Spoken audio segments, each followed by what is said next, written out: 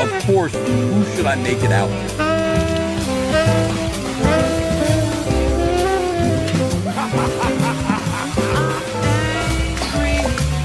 Who did that? I've had enough of these people. They're a bunch of Christian murdering scum that from giant death factories keeping babies alive and selling their body parts. What more do you need to know about these people? I go out and face these scum. Literally come out from under rocks. They have green colored skin and they run around screaming, "We love Satan, we wanna eat babies." Have them on video. Hillary's in the creepy with sick stuff, man. She sleeps in that same room as the creepy widow woman whose mother wears a hood over her head. What the hell? That woman number one is ugly. Imagine how bad she smells, man. I told her and Obama just stink. Obama and Hillary both smell like sulfur. You're a laboratory experiment, Rogers. Everything special about you came out of a bottle.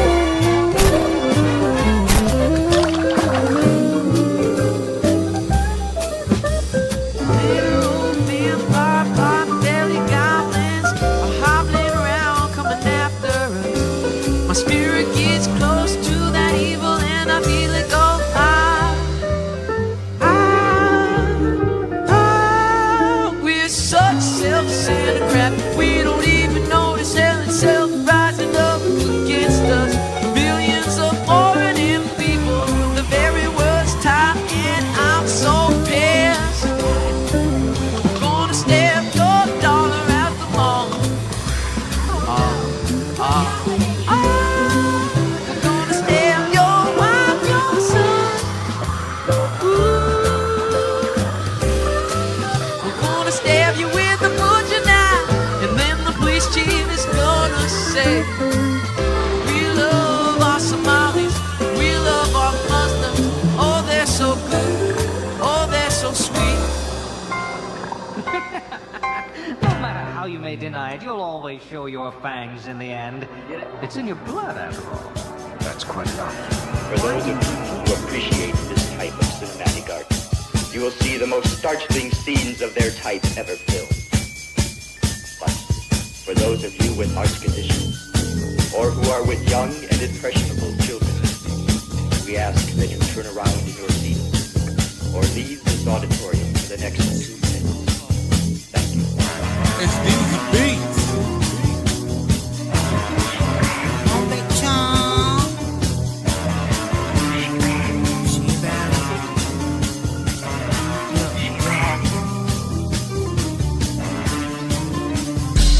She a baddie. She love to talk that shit, but never trash it. She a baddie. She love to pop a little pill to get real nasty. She a baddie. She love to talk that shit, but never trash it. She a baddie. And Vincent Price. She love to pop a little What unearthly horror did that girl gaze upon? Real quick here, we do have Dr. Ben Comics. Thank you for the $4.99. He said just back Super Killer's book and got the Facilis cover because he's a real god. Yes! Yes! He's the winner. Wow! Congratulations. Yeah, his books scare me. Like they're scary. I like watching. Like Dr. Ben approved. Yes, that's right. Doctor. Thank you. I'll make it rain all day long. I'll make it rain all day long.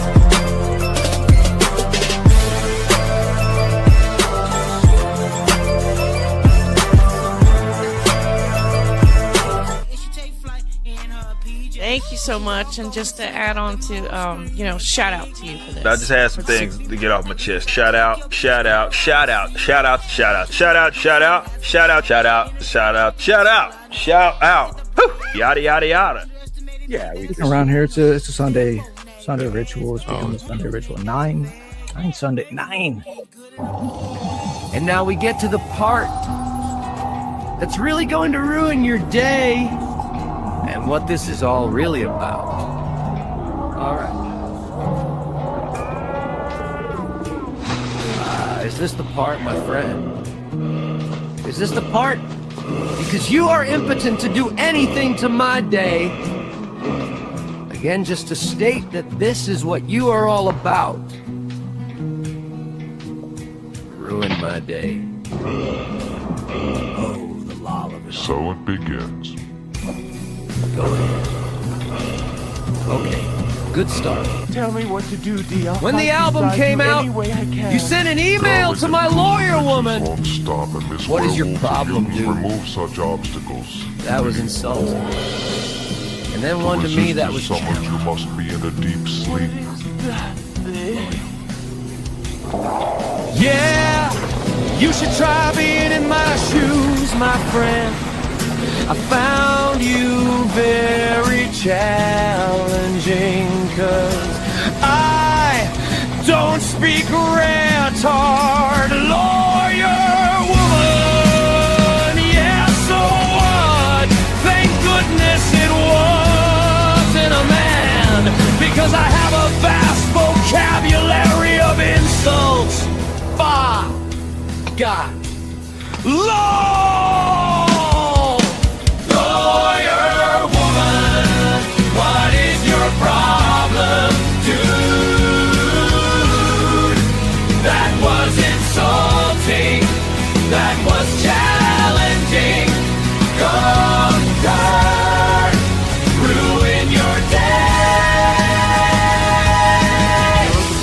So despite many claims otherwise, it was money and ego, and the fact that someone else got more recognition, more accolades than you punk rock. Yeah, punk rock, man! Sure! Oh, fuck yeah, I am punk rock, man.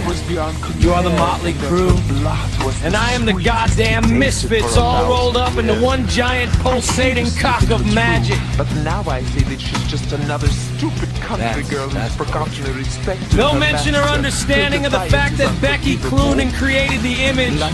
That was the symbol, trademark, album cover, and call sign for the next 2.5 years of our lives. Mikey has it tattooed on his wrist. Sadly, no one I met is the prop gun. Prepare to die. Yeah, okay. Now we're talking about tattoos. Okay. Sit back down on the kiddie table. I see that you are very superficial and confused. You actually say that X design is better, because people tattoo it. So you were dumb enough in grade school enough to think that the guy with the most tattoos is the coolest kid in school.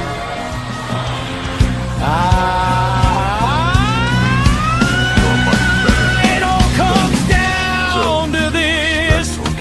Who has tattoos? That the way you measure cool, huh? Fucking tattoo. So says the artist. Lawyer woman, what is your problem, dude? That was insulting. That was challenging. Call your head, ruin your day. And now we get to the part. Yeah! Lawyer woman, what is your problem, dude? That was insulting. That was challenging. Call your head, ruin your day. And now we get to the part. Yeah!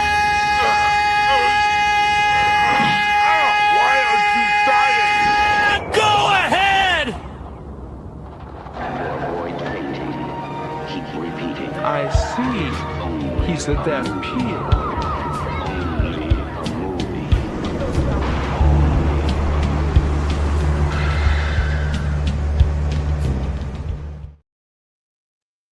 only a movie. It's Comicsgate. It's Comicsgate night, Goth night. And we have got, my camera is locked. So I don't know if you can hear me. We're going to find out. Mr. Reverend Self-Destruct is here. He's on screen. His camera's working. And we got another guy here. Maybe let's see if his camera's going to work or not. Oh my God. Let me see here. Let's check. If you want to party. I kind of like this one. Leave it. Let's leave it. Oh, what's that? Am I the Joker? Am I the Joker? You're a fantastic painting. How are you? Gosh. Greetings and salutations, sir. Hey, boys. How are you tonight? I'm doing pretty well. I just saw Dr. Ben's drawing of Vito. That's pretty cool. Not as good as mine, obviously. Not as good as any of mine, but still pretty good, Dr. Ben. I just like to be, a part of the, just a part of the effort. It's not about. If only his camera would work, he could hold up the actual painting. Yeah, let me try. Let me see if I go over to the other one. Maybe the other camera will work. You have two cameras? I know this is like a new. Oh, okay, there. Okay, this camera works. Look at that. Yeah, see, that's the key. Is like you want to use the cameras that work. Is what when you run like a professional show, like that's the sort of thing you get. But here, just. All right. Well, yeah. So it's Vito. Of course, there's him. He's got his tongue. He's got a little hat. For some reason, I was thinking that he might be Mexican. No, he's very Italian. Oh, well, Italian. Like no, he's very anti-Mexican. He's very anti. Okay, well, so I mean, it's not really too obvious what kind of flag it is. Maybe it could be like a. Isn't it the Italian flag too? Is red and green and white? The colors are the same, but Mexico has like was it an eagle grabbing a cobra? Yeah. Well, that's what I'm saying. Like you can't really, whatever that is, it's too small to tell. But so that could be an Italian flag. I'll say it Mexican is. Vito. Mexican Vito, even worse. God. It's based off an image of Jabba the Hutt, right? With the slave girl and that little rat guy, Salacious Crumb, right? So I figured, put Vito in those same roles, right? So you have Vito as Jabba the Hutt. I mean, it's the low hanging fruit. I don't care. It's all right. Oh. Super killer no release buka tapa. And as we'll little guy, Salacious Crumb, all he does is laugh. And so I mean that's Dick. That's Dick. Wait. What's the name? Fallacious Crumb? Salacious Crumb. So like I thought you said fallacious. Fallacious cum. That's right. It's popular. It's popular with the kids. And my ideas are anything I say is free for interpretation, adaptation. and that ass. That's a good ass. I feel. The one person pointed out I maybe did too much shadow on the back. Yeah, I thought that was back hair at first, but otherwise great. I like to put out like little kind of Easter eggs to old girlfriends and like, you know what I mean? Like that stuff for me. Triangle back hair. It's kind of like a little pelt, like a little. I called her a Christmas tree. She wanted me to frost it weekly. You miss your wolf girl, huh? Yeah, like I said, it's like I put in things for me, but I mean, sometimes other people get them. It's art. It's art. I mean, Johnny. I mean, you're an artist. Well, actually, well, yeah. Let me find my Vito piece for you. For a second here. Yes, please. Maybe my camera's back. My other camera's working. Yes, please. I've only heard the name Johnny Rocket. That's him. He's right here. So. Oh, are you not familiar with my work? I'm fucking offended. Very fucking offended. Very. I have. He's the writer of Hell Elephant. Yeah. That's what I was about to say. So yeah, I have placed my order for Elephant, and I've been told it's finished. So I'll look forward to it in the next year, maybe. I don't know. I think I heard that one of the cover artists, Sean Saltier. His cover's kind of slowing down the process, but yeah, well, yeah. that's the cover I got. Salty is the one problem with this project. That little bastard. the one. No, so you came up with the idea, or the idea? Oh no, it's so I rewrote ISOM. I made ISOM edited edition. EVS loved it, so he asked. Okay, that was you then. Yeah. So you are a fan. Yeah. I got a kick out of it when it was out there. I thought about rewriting my own ISOM because it was just so mediocre. It was my well-loved copy, right? Oh, dinged and danged and $5, which worked out to 14 something. All that. Nice. Doesn't look too well loved though. No, it's so waxy. Really? Yeah. That the first it's not from anything I did to it, but it's just, I just pirated the PDF, so that's way better than paying $14. But some people paid way more. They're selling that for $35 when it first came out, and that's what he made that fucking $3 million or whatever off of, selling it for $35. Yeah, it didn't fit my conscience at that price. No, like not to go off on like an Eric July tangent, but I mean, like, you know what I mean, like, but people have for years and still. Right. It hasn't stopped anyone else, but you know what I mean, like, you saw that when it came out, and I mean, like, I was like, oh, you know, good on the little fellow there putting out his comic book. Hell yeah. Here's your image. But it was like, you know, you look at it and it was like obviously just like, you know, just like mental dribblings. Like you look, it's not going to be, you know what I mean? Like there's not going to be good writing. The art's going to be kind of meh.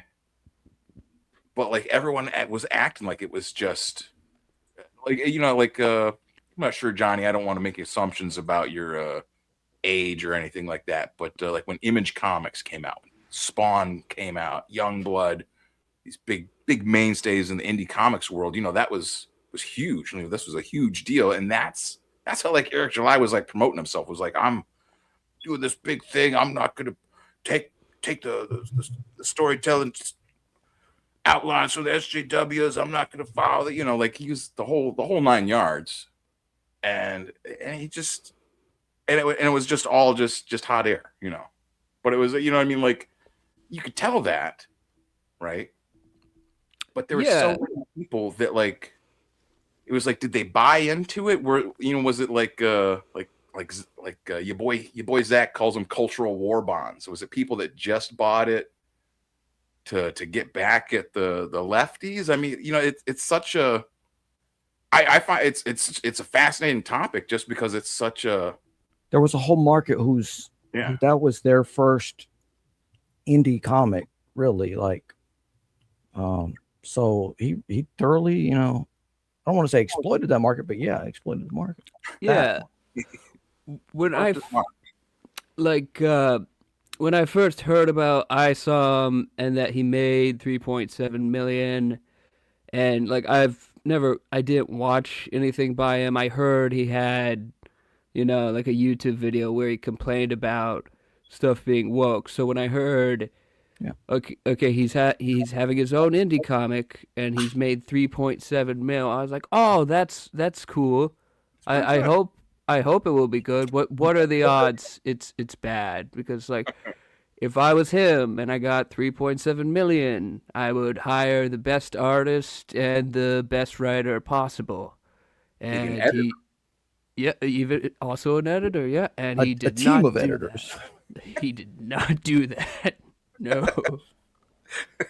No, but it was something like 250,000 spent on the whole endeavor of getting a warehouse, as well as the book, as well as, I mean, we hear people will spend like 10,000 on a book, on their first book or something. Yeah, Some people.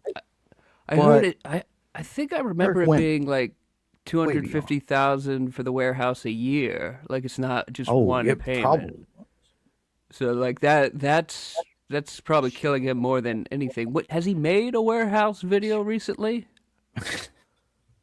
Maybe he's leasing out space. I don't know. He might be right. He might be sharing it now. I mean, Uh, but yeah, it's.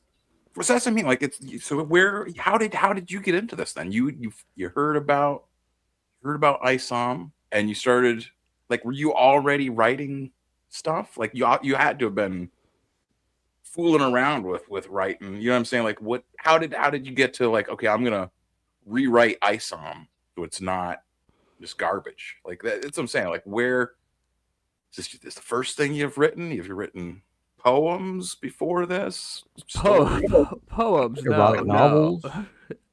It's I always liked like writing stuff. I tried to write like books a couple times, but I never finished them, and frankly, I didn't really consider anything I wrote that good. When the reviews of ISOM came out, and it was like this is bad, and he got 3.7 million for it. That really like pissed me off. I was like, I could do better than this, and he got 3.7 million for his. So I started editing it, just and people were immediately like, "Wow, this is great." EVS saw it. He said, "Hey, I have a project we just started. Do you want to write it?" And that turned out to be Elephant. He gave me an outline, and yeah, just we went from there. Nice. And you also did the you've already put out the Maniac book as well. Yes, the Maniac 1, which introduces you to the Maniac, and the Maniac versus Harry Liggins.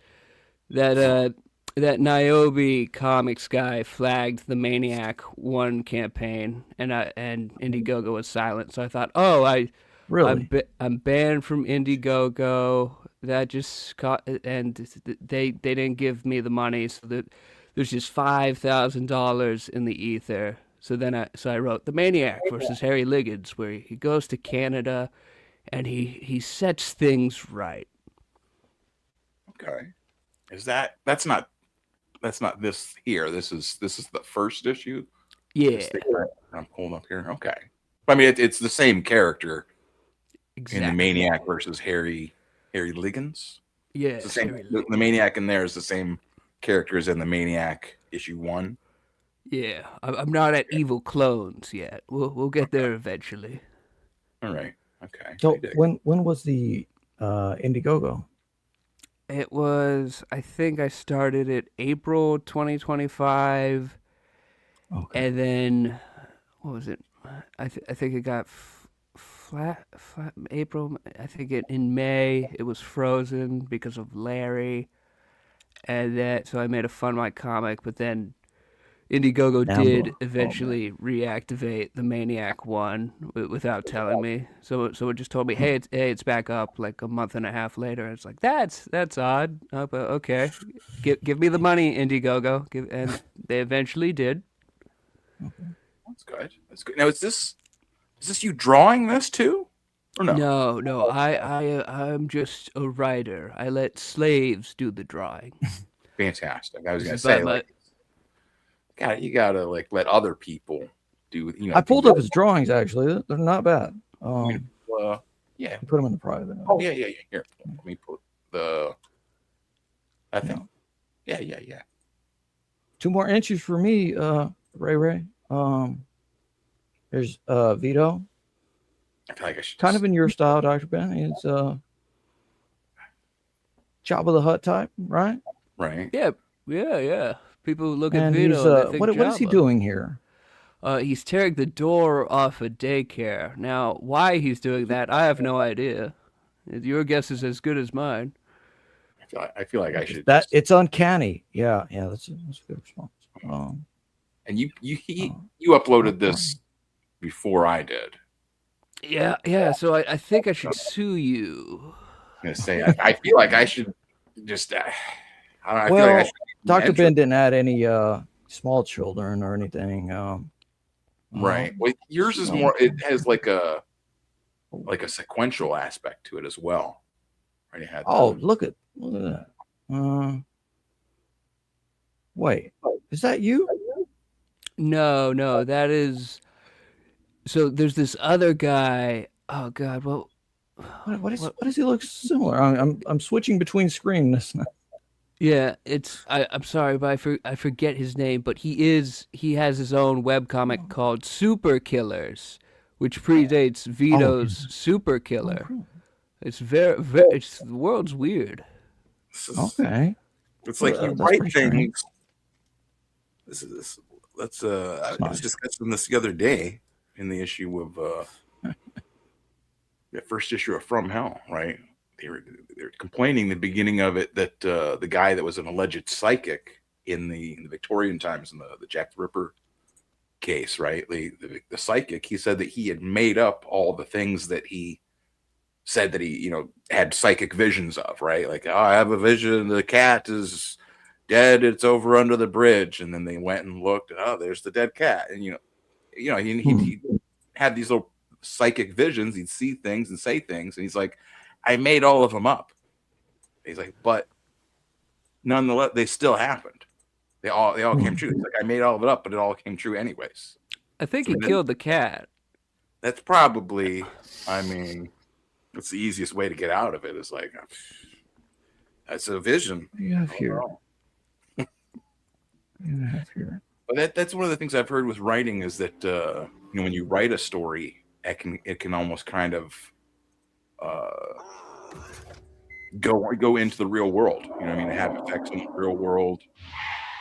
Effects on it goes. You start writing a story and then it goes to different mediums. So it's like it grows. Other people and give their input. It's interesting to see writers. There's no such thing as coincidence either. So yeah, it's magic. I shouldn't have doubted the maniac. Fucking cyclists. Welcome to Faustland, America's greatest city remade in Diedrich Faust's image. Sickos around every corner. Most of them are in charge of something. When they can't stay in the bike lane, the maniac hits them. Hard. Diedrich Faust killed all the superheroes. Also the supervillains that helped make that possible. Asshole. Fucking bullshit that the maniac was born too late to fuck him up. I've done so much. Spelunking, illegal boxing, hunting death row inmates on a private island. Nice. I ruined the last one. It was a networking thing. I suggested arming the inmates and the other hunters looked at me like I was crazy. I don't care. Nothing compares to the thrill of fighting freaks. I wish Faust didn't kill so fucking many. Oh well, it's not like the world will ever run out of creeps. very true. So you have the Maniac 2 still going, right? Yeah, still going. 12 days to go. 12 days left, folks. 12 days left if you want to get in the Maniac. 3,500, yeah. Pretty good. Story so far, okay. Wait. Yeah. Critics rave. Okay. Well, that's where my phone. Yeah. Johnny Rocket writes like such an asshole. Yeah, nice. High praise. That's what you want. Yeah. That's what you like. You don't want to be ignored. As a writer, you want people to read your words and be filled with anger, hatred, but emotions, strong emotions. You want to put your thumb in their eye. I like it. That's what I'm saying. Like I remember the stuff with the Maniac getting canceled off of Indiegogo. I remember following all that. You know, it's like, you know, I can't pay attention to everything 100% of the time, but you know, that's what I'm saying. I like to see that you're still, so you're continuing. You weren't you weren't driven away by being canceled from, you know, even though it was only a month or two or whatever from Indiegogo. You know what I'm saying? You weren't dissuaded, kept at it, stuck to it, and now you've got three. Can people still order Helephant? I think the Helephant campaign is still open. I think. No, but there's going to be a second chance campaign. I don't know the date. It'll maybe be in a month or something like that. Right. Which one was I gonna? Oh, I already am sharing the screen. I wonder. Oh, that's the one you had. Yeah, that's the one I had. Okay. These computers, I tell you. Fuck computers. So you're gonna have, so right now you only have two campaigns that are active. You got the Maniac 2, and you also have Super Killers #1, which you could like give me the backstory on this with the thing with Vito. He also didn't make Super Killer, or he did, but I've heard it several times. And I can't think that this time I'll remember it, but you know what I'm saying? Like my viewers and the people that listen, like this, it goes on to the podcasts. You know how they have the podcasts on your iPhone. So this all goes on there. So that's what I'm saying. Like there's people that listen on there. There's people that listen on Spotify. I understand Spotify is they're bad people over there, but I'm here for them. I'm like, we're covering up everything. Here we go. Yeah, I guess I could do the lore for you. Explain to those people, because I'm not gonna. I'm just an idiot, like just sitting here drooling. Like I'm not gonna understand it, but hopefully someone else. Yeah, so Vito, he's the co-host on The Biggest Problem in the Universe. Very funny podcast. And then Vito was like, hey, I'm making this comic book called Super Killer. My goal is $10,000. He pitched it to the podcast a lot, and he smashed his goal. He made $135,000. Yeah. And then... And everyone's like, oh, cool, this is going to be great. And, you know, because they criticized ISOM a bunch, they were like, oh, yeah, Super Killer is going to be better than ISOM. Obviously, that's a low bar, but... Yeah. Yeah. And Super Killer, it was supposed to come out December 2023. It still is not out. And, like, the artist for it, he put out a statement like a year ago now, where it's like the art is done. So on the podcast, Dick has been asking Vito, okay, why, like, there's several different episodes that turn into Dick going, okay, Vito, why isn't Super Killer done yet? And still not done, right? I mean, it's a good question. Yeah. So Vito, he's like, oh, I'm redoing the colors myself. I'm changing some of the writing, and it just all sounds like you're just fiddling with it because you're like scared of the reception. And then in the summer, he released a black and white digital version of Super Killer. Yeah. And Dick was like, okay, thank God, this is finally over. But then Vito was like, well, I'm still gonna fiddle with it before I print and ship it. So it's still not done. And Dick and EVS reviewed, you know, the digital version, and Vito freaked out, even though they were basically like, yeah, it's a 7 out of 10. It's better than ISOM. Yeah. And then I mean, it is in. Like, I mean, I have it. I've read it. You know, yeah. Wow. I didn't know anything. Okay. Yeah, no, I didn't think it was ever even done. I thought it was just he He Well, it's just a took all digital, the so cash, it's the scooted early on it. digital, so he could skirt more freely with tricking people around for Okay. another few years, right? Is it supposed to be in color? Yeah. Well, Um, yes. There's a the update last week that I pulled up, right, was he was saying like, oh, I'm finally pulling the trigger on it. Right? It's I've decided that the color looks too cartoony or whatever, right? So he's just using like very light color in some aspects of the book and just black and white, more so gray Well, tone. not exactly. It's so the April 1st update he did. He showed how he's changed the colors. Yeah. It was more colorful before. Now it's less colorful. Like it's more muted. Yeah. It's Flatter or something. Maybe more like he's maybe like feels more depressed. So he's like kind of taking the color down a little bit. It's like that makes it sense. reflects Vito's moods, maybe. It's like a mood comic. Like instead of a mood ring, a mood comic. Yeah.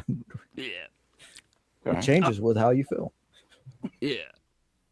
And then also, what was this, over a year ago, Vito's response to Clippa being like, just get Super Killer out. Vito's response was, I dare you to make your own comic. And then fast forward to January of this year, Clippa contacted me and Ray and was like, hey, do you guys want to do Super Killers? And we're like, sure, let's do it. Okay. It's good shit. Nice. Simple yet effective origin story. Yeah. It's some sort of like multiverse, multi-dimension, like they have to go and kill like super beings. Is that basically, yeah, it's Sam King, Super Killer. It's his job is to go universe to universe and kill the main guy because that destroys that entire universe. And that's because the agency he works for is like, well, if there's too many universes, all universes will just collapse. So we have to get rid of some universes. So in Super Killer 1, Super Killer fights evil gay Superman, and then spares back the girl because he has like a moment of weakness. And so our book is like, okay, here's their next mission together. okay? And this is I was gonna ask you, is this in color too? But I already looked, like I already bought. You know, I backed it. It's in color. I saw it's Ray is doing watercolors. Is that right? Oh yeah, he's doing watercolors. He's the man. He's fucking great at this shit. You could actually at the very end of the campaign, he shows like his workstation. Oh, okay. I'm just gonna scroll down there. That's a picture of Vito. Oh. Okay. More Vito. There's a lot of pictures. And Vasilis, and you got Vasilis in there. And how do you say I'm friends with this guy on the internet, but I don't know how you say his name. I believe it's Ebi. Ebi. Okay. Yeah, he seems like a cool guy. That's still not it. Okay. Merch. Is that? Oh, that's Clippa's late friend, Crossfade. He died, so we're dedicating the book to him. Oh, rest in peace, Crossfade. Well, so was this like just recently, or is it like a few months before we started working on the book? Oh. Okay. Well, can motivate you. You know, life is a fragile thing. It's this. Yeah, when a friend dies, you have to throw yourself into your work. You know, they would want you to make stuff too. You know, they would want you to finish things, leave nothing unsaid.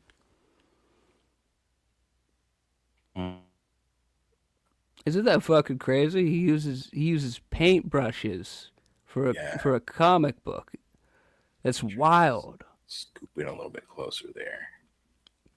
Oh, I guess I could just open this thing in a new tab and do that. Son of these computers, I tell you. Every day they make these things more complicated. Oh, what? I'm curious. What computer do you have? I've got a shitty Lenovo laptop. Are you there? Freezing up. Oh, did I freeze up again? You're back. Oh, son of a. You're back. No, maybe not. Okay. I'll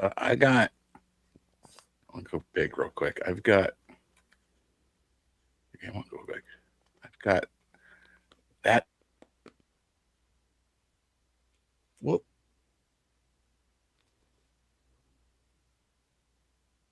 I've just got a shitty little mini PC and iPad and whatever else. Yeah, we saw the tower with the lights. Yeah, that's pretty good. Yeah, that looks nice.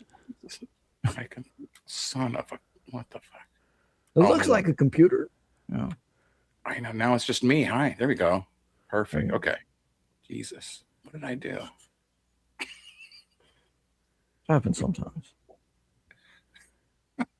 Okay.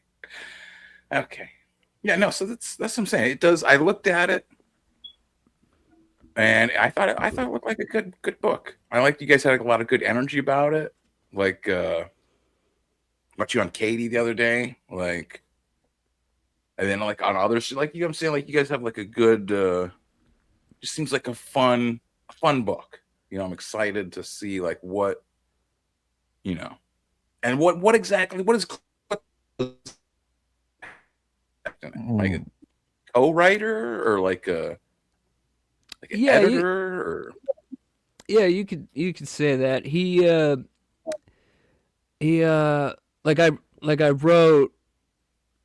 I wrote Super Killers. I believe he gave a loose outline, and then we like rewrote a bunch of it together. You could call him a co-writer. Okay. Yeah, he seems. I mean, he's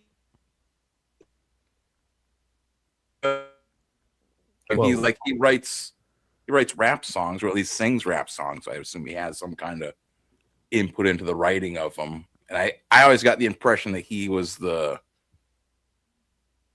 you know, like the writer behind like whatever he was doing with like his different shows and skits and stuff. So like, yeah, so I'm saying, is it fat? I don't know if recognize the name there. Yeah, I don't know if he would consider himself a writer, but he's definitely wrote a bunch of stuff. He did come to me to write this, but like if I die, I'm sure he could write the sequel. Do you feel? Don't be so sure. Do you feel okay? Like, you think that's? Well, no, I'm fine.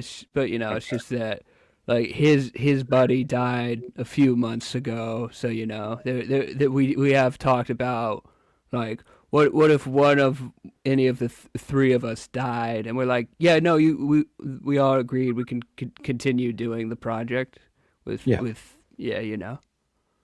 Good. Yeah. That's, well, I mean, not good that you die, but like good, like, you know what I mean? Like, there's this like once you start involving other people in like creating stuff, like what happens if all of a sudden Klippa turns into a Hare Krishna, right? Shaves his head, gives away all his earthly belongings, starts wearing robes and living in airports. And you know what I'm saying? Like, what are you supposed to do? Like, Sounds like a good development. Yeah, I mean, yeah, I would support him, definitely. I'm not gonna say anything against it, but you know, what happens if you know, somebody Ray decides after he makes it, hey, you know what, I don't like my art anymore, I don't want it print, you know what I mean? Like, that's what business is, you know what I mean? Like, business is being able to take all. Somebody drops a bomb, somebody's got to pick it up, right? Exactly. Replacing Ray would be the hardest because his art is just fantastic. But we might have to resort to AI if Ray Ray dies or turns evil, but you know. Oh, that would be great. Wait, no, he dies, and then we use AI to copy his work. But we go like, guys, actually, he wrote all the issues before he drew all the issues before he died. That's what killed him.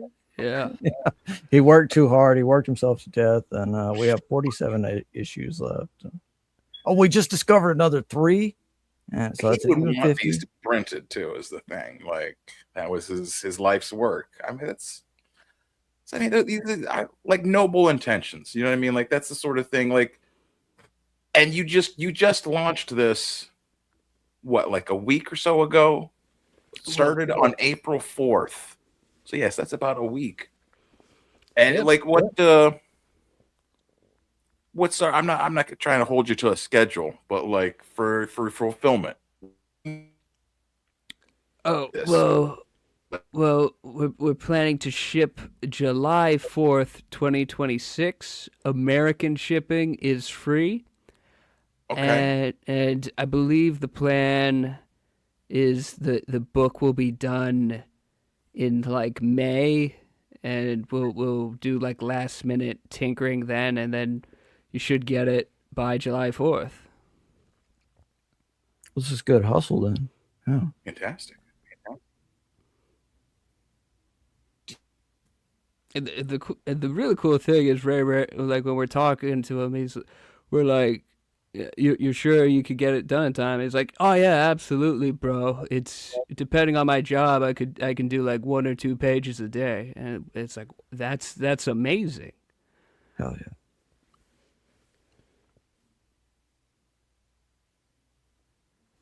Like it doesn't show there it is. What? It's the internet again. I was like, is that those thing? No. Goth Night is under attack. Once again.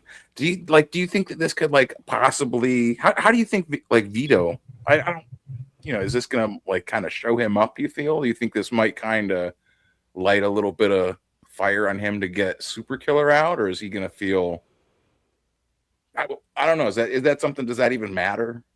I mean, like if I was him, I would the second I heard about this, I would have got Super Killer like done in a week. But with him, it's like, is he gonna try and get it done in June? Because we're coming out July 4th, or is it still gonna take like another year? It could go either way with him, because it's just like, again, it's the artist said the art was like done over a year ago, and so for like over a year, whatever changes he wants to make to Super Killer, he had like a year before we started, so it'll be like 10 years maybe before Super Killer comes out. We might have like Super Killers 3 out by the time he's like, okay guys, I'm a week away. Okay, I'm just about to push the button. No, that's the reality. We see a lot of that, from time to time, people taking 3, 4, 5 years to put out something that could have been done in 1.5 or so. I don't know. I guess the first book I backed probably in 2021 or 2020. Was supposed to come out in like December of that year or something. And still not out. This guy added like another 200 pages or something to it, and he's like, I'm gonna do it. I'm like, oh, okay. Wait, a guy. Oh, okay. Vito also did that. It's after it hit 135K, he announced, okay, I'm missing December, but that's because we're adding pages. It'll be out February 2024. Then in February, he's like, guys, another delay. Sorry, a few more months. And it's like, but what guy are you talking about? Where it's like, what did you say? 200 pages? That's Let me. That's 200 pages. I actually look this up and pull it up too. Okay, Indiegogo. That was like I'll pull it I up. like what you were saying earlier, where you think it's like sort of like a performance anxiety, basically. Like, you know, now it's late. When I finally put it out, everyone's going to be looking at it and going over it and nitpicking everything. Like, it makes you more anxious. And There's kind of a yeah. You got to do it, you know. Yeah, I did feel that the day before sending out the Maniac one. I was like, but you just have to get over that. You have to be like, I did my best. It's me, so most people will like it, and boom, people did like it.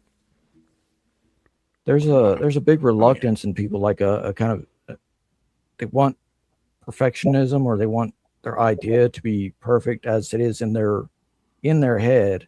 So it'll be a reluctance to, it'll be procrastination, right? But it'll be a reluctance to give something actual definitive form.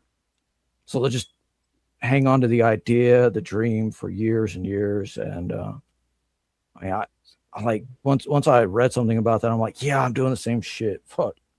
But, so this is Death by John Joseph Ball. 89,000 from 1,114 backers. That's impressive. Yeah. Back in what year?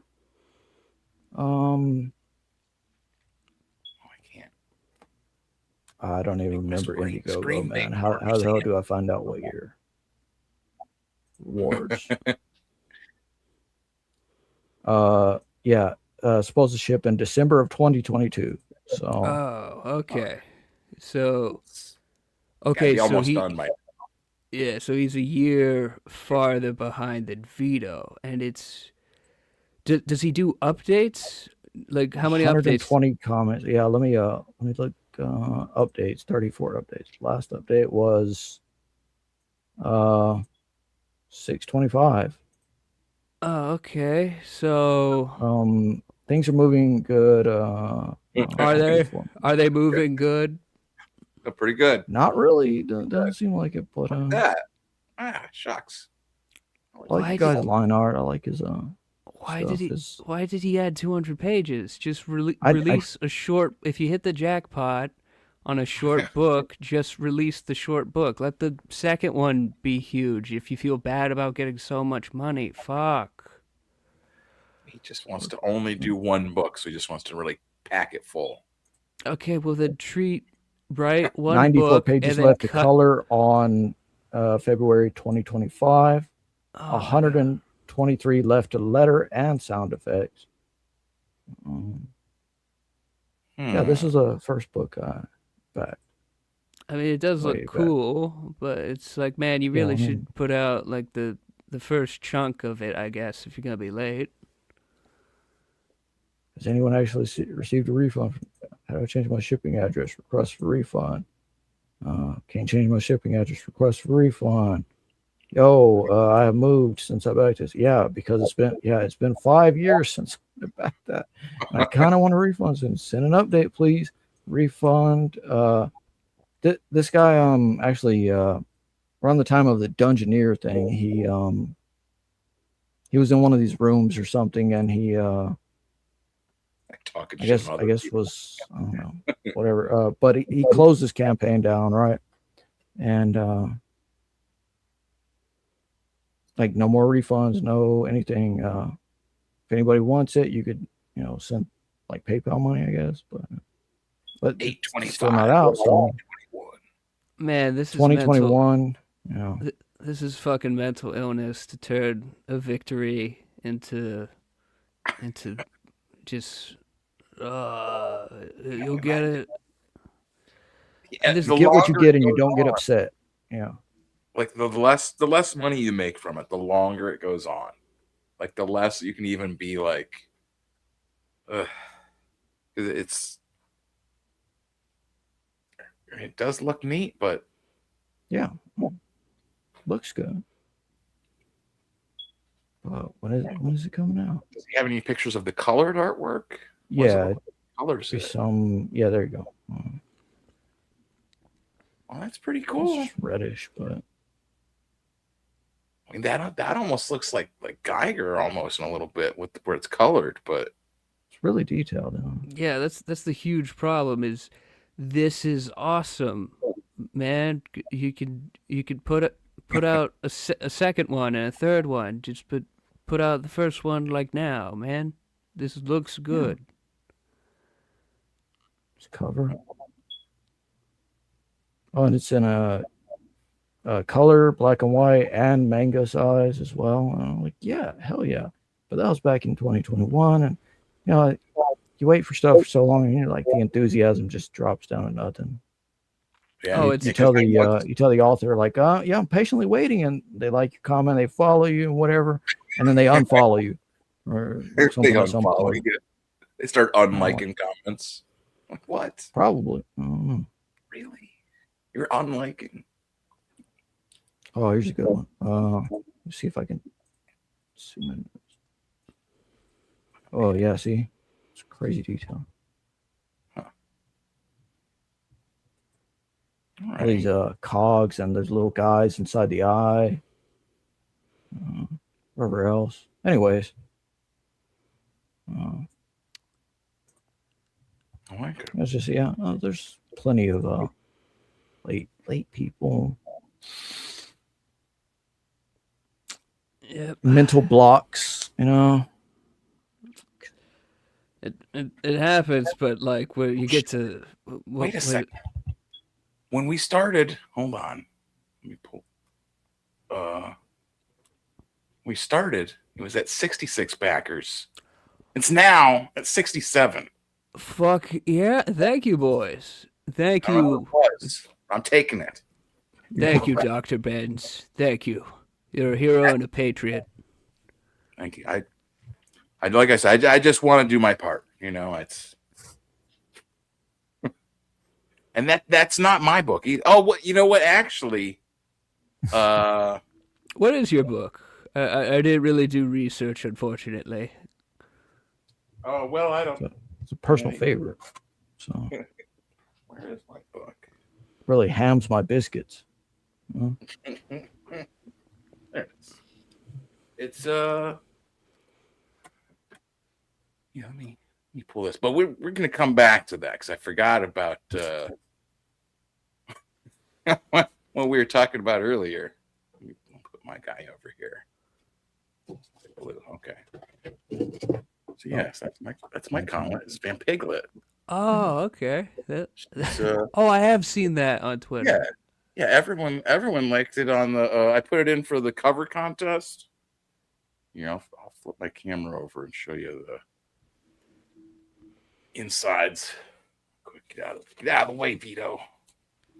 Okay, so the insides are black and white,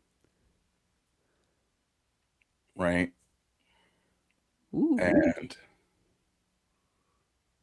that's and gray tones too. It's Van Piglet. She's like Miss Piggy if she was dressed up like Vampirella. She's like a horror host. And it's also like the other thing is it's like an auto-bio comic, right? Like this is the part where it turns into like the awkward part of the show. Turns into the goth true crime comic. Wait, so it's about you? Yes. So a couple more pages here, yeah. Right. And initially, like I try to avoid talking about it too. I'm like, hey, let's talk about Gaza. Let's talk about. Doesn't want to scare people off with it, Yeah, I go for light topics, like. Let's talk about light topics like Gaza rather than the goth true crime murder. Right, and then she's like, wait a second, what's with all this unrelated stuff? It's about me, not about Gaza. Yeah, this is just depressing stuff. Come on, and like, I'm like, okay, he said it's supposed to be about a satanic murder. What's the story? And so it's my story of I lived in New Orleans back in 2020, 2000. I was gonna say back in 2023. No, back in 2003. It's like 20 years ago, actually. And eyewitness to a horrific crime, a murder. It was called the Goth. What was it? The Goth Hotel Hot Tub Murder, I think is what they called it. It's almost like And you then- should have like maybe Jessica Biel narrating this story. I know. And then they just he made actually another does show have about Jessica it. Biel narrating the story because it's on what's the one of the Discovery Channel things On the Discovery about murder, IT true channel. crimes. Yeah. So that's what I'm saying. Like, I don't want to like. I've probably given away the story like numerous times on here, anyways. And I don't want to turn it on with like, let's just talk about my weird stuff instead of Johnny. Like, I want to know about Johnny Rocket's weird stuff. That's what I'm saying. Like, that's not the whole story, but like that's the main story in this. And then like I put in a couple little extra pictures, a couple comic strips that have been in other anthologies and stuff. I did, that's the first issue. It's the first issue. It's got a picture of everybody's other favorite Johnny Scab, King of England. Yeah. And everybody's other favorite, Jim Satala. Oh, is that Aaron M. Holt? No.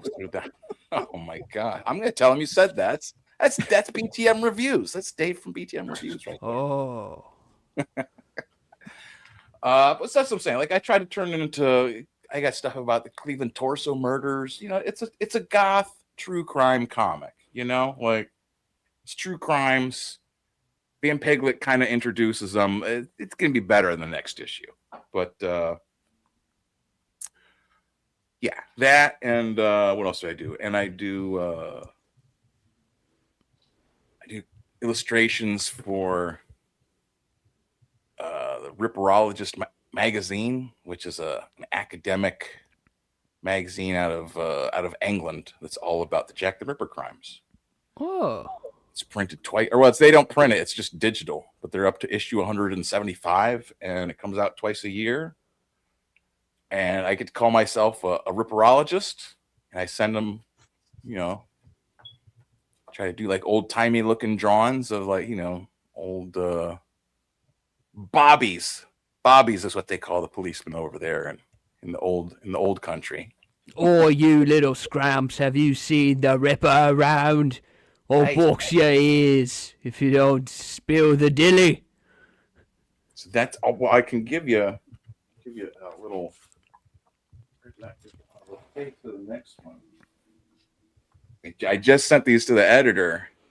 This is Mary Kelly, and there's a story in there, a little research that potentially there may have been a child staying with Mary Jane Kelly the night of her murder. The child may have seen her killer. Well, he wasn't actually in the room with her. Like the child was like sent over to stay with a neighbor. But like, she's like, oh, hey, you gotta go. I gotta have a friend over. Let's get the Ouija board out and see what the kid knows. We're gonna figure it out one way or the other. It's gone now, right? Yeah. I think the kid did it. But yes, that's what I'm saying. Like I try to, I draw comics. I try to write fun stuff and provide. I've been in other comic books or whatever, and I try to. I think some people said I'm like controversial or something, or maybe like people don't like I make a joke and people take my jokes. If you've written poetry or jokes or fiction, some people take things the wrong way. Yeah, that does happen. So, who knows? That's what I'm saying. It's you can't worry about it. You just gotta stay goth. Exactly. You just gotta add 200 pages to the next one. Well, shit, man, that's awesome. Like I am like actually like I almost want to get the Maniac. I've got to consider. I've got to consult with my my accountant. Look at the because I've got to send off I'm going to do like a black and white version of the next issue of Van Piglet for Free Comic Day, right? I'm just going to do like a few issues of it black and white, and then launch the campaign to do it in color, right? And get like I want to get like Vasilis to do a cover for us. You know what I'm saying? Like do a campaign to like raise like extra money, like that way, you know, get more promotion for it and everything. But have the prints in black and white copies of it now to have for Free Comic Days. It's almost in like 2 weeks. It's May 2nd, and I'm supposed to be at I will be at my local comic shop, Captain's Comics Toys, and I'm either there drawing. That's the thing. If you can expand your repertoire, right? How did I put this on there? You expand your repertoire to drawing in addition to writing. You could get blank covers, right, and sell them to people, and they'll pay you to draw a picture on them. Oh, that's cool. So that's what I'm saying. And writers, you know what I'm saying? Like with your stuff, you could probably do that too. Like, you know what I'm saying? Like, how many people bought stuff? You know, that fella Cecil said. Yeah, I know Cecil. He would do Cecil Inside and Out. Many men do. So I've heard. He's but he is a trans man, he says. So brave, beautiful, yeah, stunning. He's what's I trying to say about? Oh, well, he had done like plenty of those, like dumb, goofy drawings and stuff, goofy pictures where he's not like a traditional style artist, but people would nonetheless buy pictures from him. I think, in fact, our mutual friend Katie did Clip's channel. I think she had bought a piece of artwork from Cecil at one point. So that's what I'm saying. Like, if you're a writer, don't feel constrained that you couldn't do that. And those are the perfect medium. Get a comic book. Go get one of those Batmans with the blank cover, Swamp Thing, or order copies of the Maniac with blank covers. Blank covers. Oh, has anyone in CG done get blank cover? Get blank. The get blank cover? Like no, like they just sell a blank cover aside from like the logo on the top. I've seen some on a few campaigns. Oh, okay. But I assume the author artist was just ordering them to have them for like Dr. Ben's saying. It's like you do a commission. They're simple. You can do them like people can buy them ahead of time. Be like, hey, I want this to look like really good, and they give you a bunch of money. Or like you're at a show and people if you're at a show, people aren't expecting like a full 10-course meal if they get a sketch cover from you. They just want a quick sketch. That's all. That's what I'm saying. There's so much to it. Like, shout out, Jim tells you. We're just looking at Dr. Ben's image of Jim tells you Dr. Ben's drawing. Oh, I guess I'll Jim go ahead. I'll pull up. He says, what did Katie do? Did I save?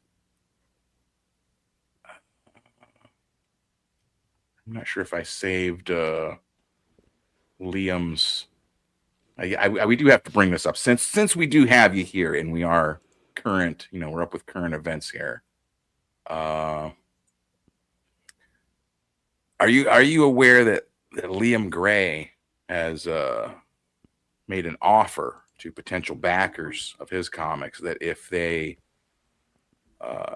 cancel and get a refund for, I'm not sure if that includes the Maniac, but definitely the Super Killers comic.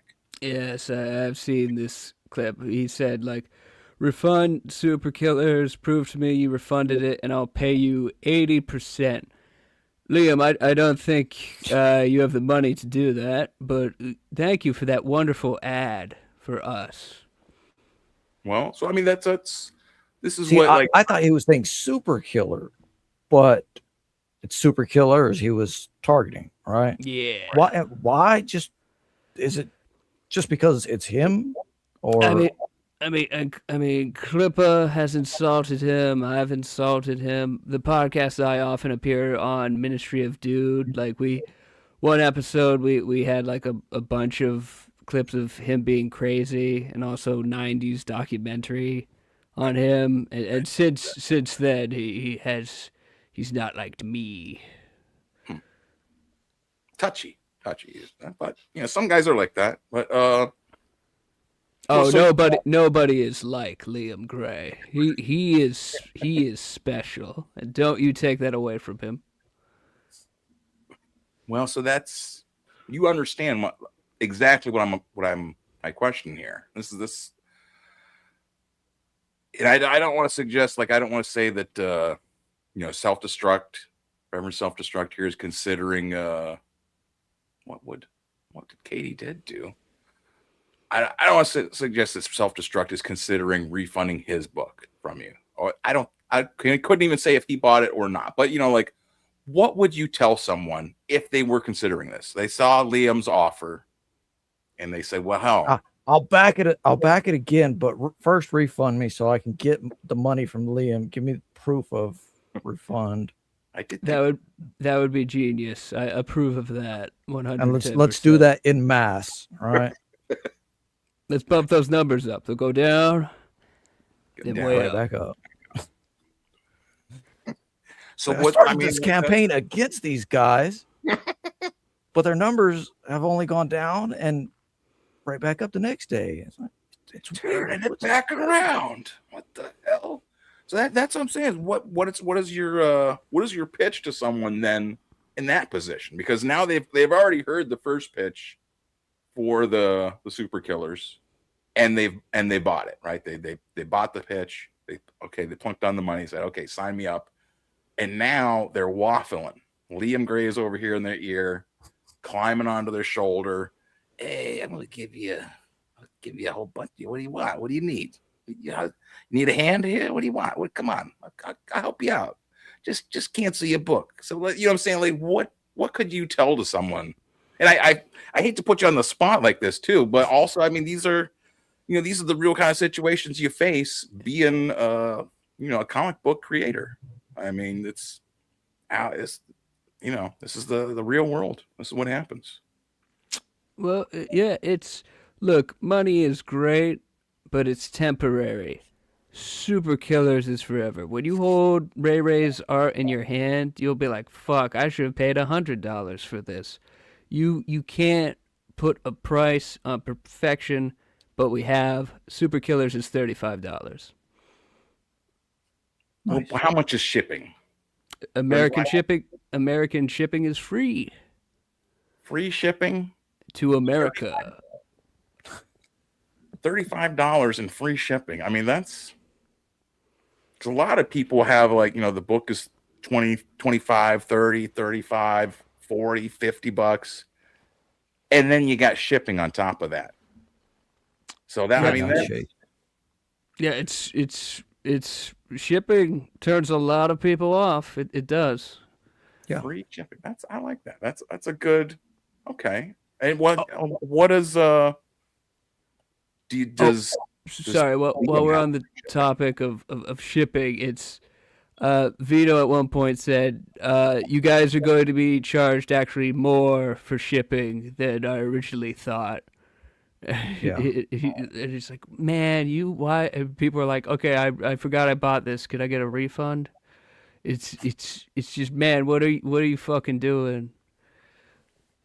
Let me. I don't expect you to know all of Liam Gray's business here, but does Liam Gray offer free shipping to the United States or to Australia, to anywhere?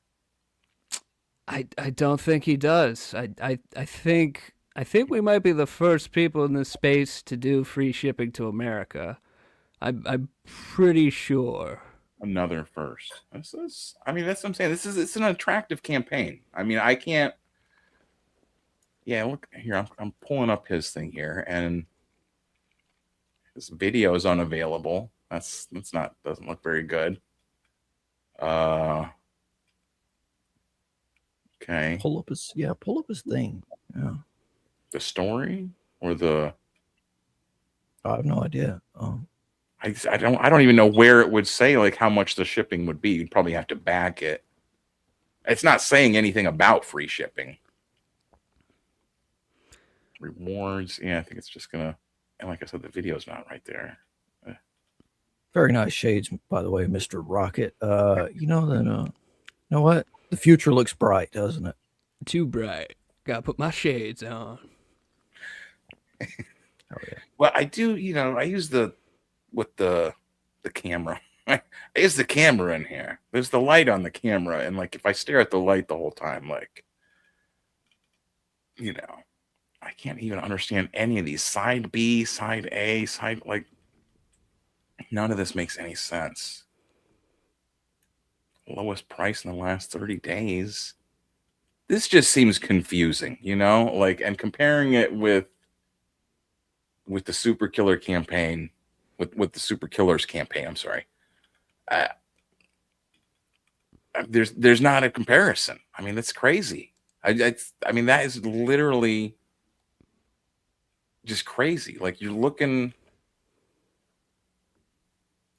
I mean, look at that. Like you start here on Super Killers, like, and immediately, like you're seeing everything. You're seeing all what the guy is. You're seeing stuff about the covers, seeing samples of the inside pages.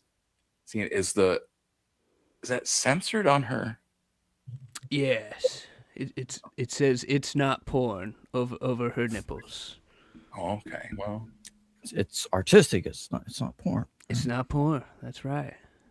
Okay. So there's would you say no porn in it then? So no porn. Well, there's just that image is what we're just saying for that page. It's not porn, but you gotta buy the book to see if maybe something happens. I don't know, but maybe the robot flies up Super Killer's ass. You gotta back the book to see. You gotta check it out. I'm dying. I'm dying. Please back my book, please. Please. Now that you mentioned the robot, have you heard of Johnny Rockets? Breathe another day, live another day, to be able to see his dream of printing these comics come true. Have you heard of something called teledildonics? No, I've never. What is that? Yeah, I mean it's a really advancing field. You might look into it as a writer. Just maybe incorporate it into the next robot. The next robot upgrade or something. Oh wait, no, I just realized dildo is in the middle of that word. That went over my head. Very good, very good. He's self-destructive. He's sly. He's sly. They don't call him the best co-host in Comicsgate for nothing. So yeah, who is they? Jim tells you shipping is not included at all on Indiegogo anymore. Yeah, okay. Indiegogo updated their shit, and I tried to make the Maniac 2 campaign after their update, and just how they made the site worse and retarded, so there is no Maniac 2 campaign on Indiegogo. What do you feel about the Kickstarter? Because I mean, like I like Fund My Comic, nothing. I want to go off into my Fund My Comic rants or anything, but you know what I'm saying, like, regardless of like you like them or don't like them, Kickstarter has got a huge audience that buys comics, and it's not Indiegogo, which is apparently pooping in the bed or whatever. Yeah, I mean, I've got things off Kickstarter. I have not looked into like setting up a campaign for it, but like fun. We set Super Killers up on Fund My Comic because when Indiegogo took down the Maniac, I was like, okay, put it on Fund My Comic because their whole thing is we won't take you down. That is the main selling point of Fund My Comic to me, If you're worried about getting taken down, then yeah, Fund My Comic is where you have to go. I'm just assuming Kickstarter is as bad as Indiegogo. But yeah, Kickstarter did get rid of John Malin. I a smaller guy would probably get away with it, but I don't want to. Like, well, if I got 10 grand and then they never send it to me because I get banned, like, you know. Yeah. Right. And I mean that's a legitimate. What happens if you raise a whole bunch and then that's imagine how shitty that would be. What if you make a ton, have like $100,000, $200,000 campaign, and then they go, hey, you know what? We found out you're racist. So yeah, when I was banned from Indiegogo, it was like $4,000, and I wrote an entire story about killing the guy. If it was 200 grand, I would actually kill the guy. Perfect. We got a question here too from Jim Tells You. He says, so Johnny, is your next book not going to be called Dildo King? That is pretty good. Super Killer, he does have to kill protagonists, so I don't know. Maybe in the future, Dildo King will appear if you catch my drift. Wink, wink. Okay. Jim Tells You, I didn't know that he might be a potential creator himself. He says he had a great idea called Stupid Shillers. I couldn't find anyone to write, draw, and ship it for me. That's interesting. I'm gonna steal Stupid Shillers from you now, Jim. That's what we are now. We're me, Clipper, and Ray Ray, the Stupid Shillers.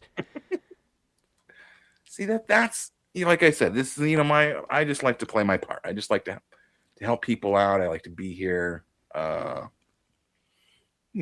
else can we show off here? Did I show your? Oh yeah, I looked at your Substack thing, didn't I? Is it this one? No, this one. That's what it is. I'll put. I put a link to. I put a link to the Super Killers campaign in the description for all the videos, so it should be. I'm saying it's pretty cool. Like it goes onto Substack, and then from Substack it goes on to automatically gets uploaded to iTunes and all the podcasts or whatever, and all the information is all put into the description. So it's all hyperlinks. Like you pull up the podcasts and all the links. It's crazy. Okay. So what else? I don't want to say what else have you got on the horizon, because you got a ton of stuff going here, Johnny. This is, I guess I didn't realize it. It seems like you're everywhere. You're doing got Elephant on the horizon, Maniac 2, Super Killers. What else? What do you want to do? What's your 5-year goal for your comic book career there, sir? Well, who the fuck thinks 5 years ahead? But yeah, if 5 years from now I'm still writing books like that'd be cool. This is a lot of fun to make this stuff. Oh yeah. Is it? It's just a happy camper, this guy. I know. I'm glad you came by, because that's what I'm saying. I feel like sometimes it's people good see the goth night and they get scared. They think goth, they think creepy, and the Satan murder thing. I think a lot of people have said they've known about that, but we've got devoted viewers here. We got we got Jim Tells You here. Definitely, he's always. I don't know if you follow him. He's always does a news break. I've seen him around. Yeah, he's a solid dude. I don't know. It comes and goes. It comes and goes. What was I gonna show on this one? Is this? No. Maybe it was What do you that. got? Should we just go to the? I think so. I think we should just go over to the Instagram garbage we look at. Is that? Ooh, Instagram garbage. There we go. I have some Twitter garbage here. Yeah, either one, you know. Yeah, I share stuff on there, or I save stuff on there that I find that looks fun, you know. And this one is just the headline: Gordon Ramsay's dwarf porn. Oh, this was the. That's why I wanted to bring this. I tell you, the problem. I deal with a number of medical issues, and I have to use these cartridges, but a lot of times they affect the memory. I forgot the reason I wanted to bring this up was having a writer on here. This is poetry, so I was thinking maybe we could do a little bit of start doing poetry for Goth Night. This is roses are red, sugar is used to sweeten. Gordon Ramsay's dwarf porn star lookalike found dead in badger den, half eaten. That's beautiful. And I didn't even know that Gordon Ramsay had a dwarf porn star lookalike like that. But that's that's what I'm saying. Poetry, is it? You've written any poems there with you? That's what I'm saying too. Is have you written other? You're working on these comics, rewriting, fixing ISOM, and I'm not trying to diminish you're working on Elephant and Maniacs and Super Killers, but are you working on anything else though? I'm not trying. I'm saying what got you into writing? Where did you come from? What's the first thing you were writing? The earliest thing I can remember, I think I was middle school, and trying to write about a war with aliens,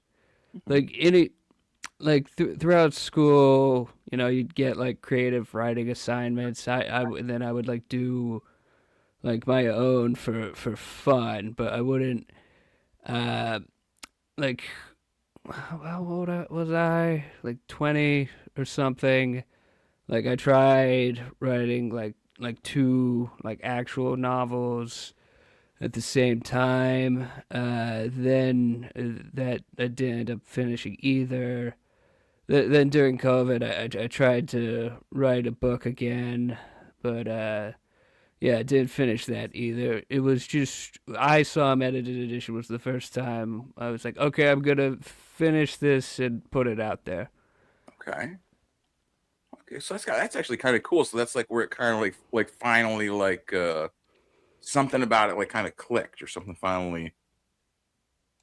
I don't want to say you found your voice through rewriting ISOM, but you know what I mean. You started to figure out hey, this is working that. I mean, like you said, it seems like it turned out pretty popular. You got a job writing Elephant off of rewriting ISOM. That's fantastic. That, you know what I'm saying? That's so rewriting or rewriting. Rewriting. Yeah. I mean, ISOM was a turning point for a lot of people, I suppose, right? It's what is it I don't know, a little weird, strange cultural zeitgeist, something, little blip in the matrix or something that turned a bunch of people into kind of leveled up a bunch of people, I think. Yep. But seeing someone produce something so mediocre but earn so much. There's that.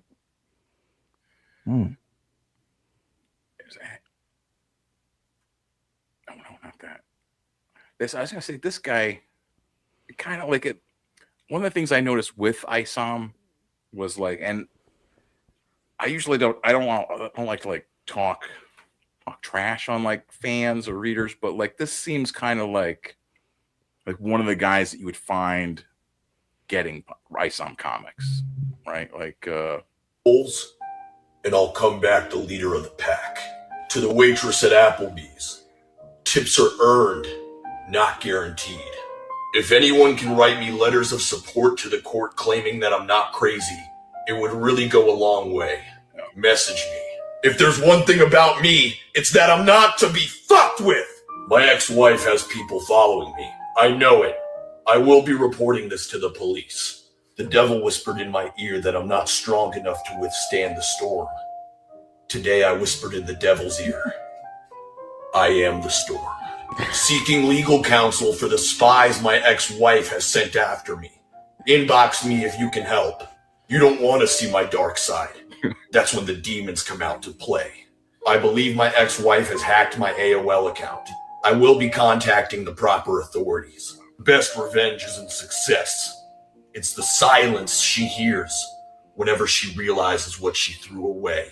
The judge may have signed a paper, but he didn't sign my death warrant. I'm coming back stronger than ever. Throw me to... This guy should write bumper stickers, man. Wow. I don't know. This guy seems better than Sturgis. You know what? Would you rather be this guy or Sturgis? This guy has that's another low bar. Yeah, that is. Now that you put it that way, like you gotta pick like who's gonna be on your. You gotta pick one of them. If you gave Sturgis testosterone injections every day, maybe there's now you just as is. There's no like if this guy also had, you just gotta take him as is. Yeah, but you know what I'm saying? Like he feels like I could see this guy be like, yeah, I saw him, and like he didn't read it, but he did get it, and he's like happy that someone doesn't like that he got it. Like, yeah, people don't like that I read. I saw him. You know what? I'm gonna read it even more. Yeah, like he's just, you know what I'm saying? Like it's the same. I don't want to say like all of the ISOM fans, but just I've seen this guy in some of them. Like I don't know. Is that? Is that? I mean, I believe you. I believe you. It's just I've never seen a Rippaverse fan that was like tough. Like this guy is crazy, but I mean, you wouldn't want to fight him. Right. Well, I mean, like I don't want to fight anyone, but you know what I mean. Like if you had to pick someone, you would pick to fight Sturgis over almost anybody else. Sturgis would be fun to fight. Yeah, I mean, but if one of your options is a guy, fun. Yeah, but if one of the options is like a guy in a wheelchair, you gotta pick the wheelchair guy because that's easy W. No, I gotta pick Sturgis because it would just be so fun to punch him in the titty. And I don't like that Sturgis is becoming just watch him recoil. Well, compared to Sturgis, like everything is an entirely different. Well, compared to Sturgis, everybody's evolved. Like, I guess. Yeah, it's. I mean, they're just. Let me see. What do I have here? Kurt Cobain looks a little different. Still got okay. Yeah. Oh, you too. Okay, hold on. Yeah. That. Okay. This one. Yeah. Okay. Oh.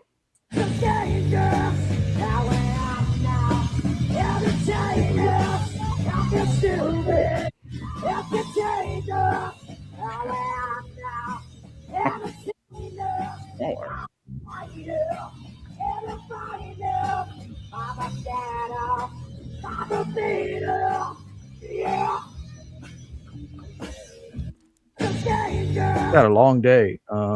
Yeah, that's better than backwards. Like this girl. Let's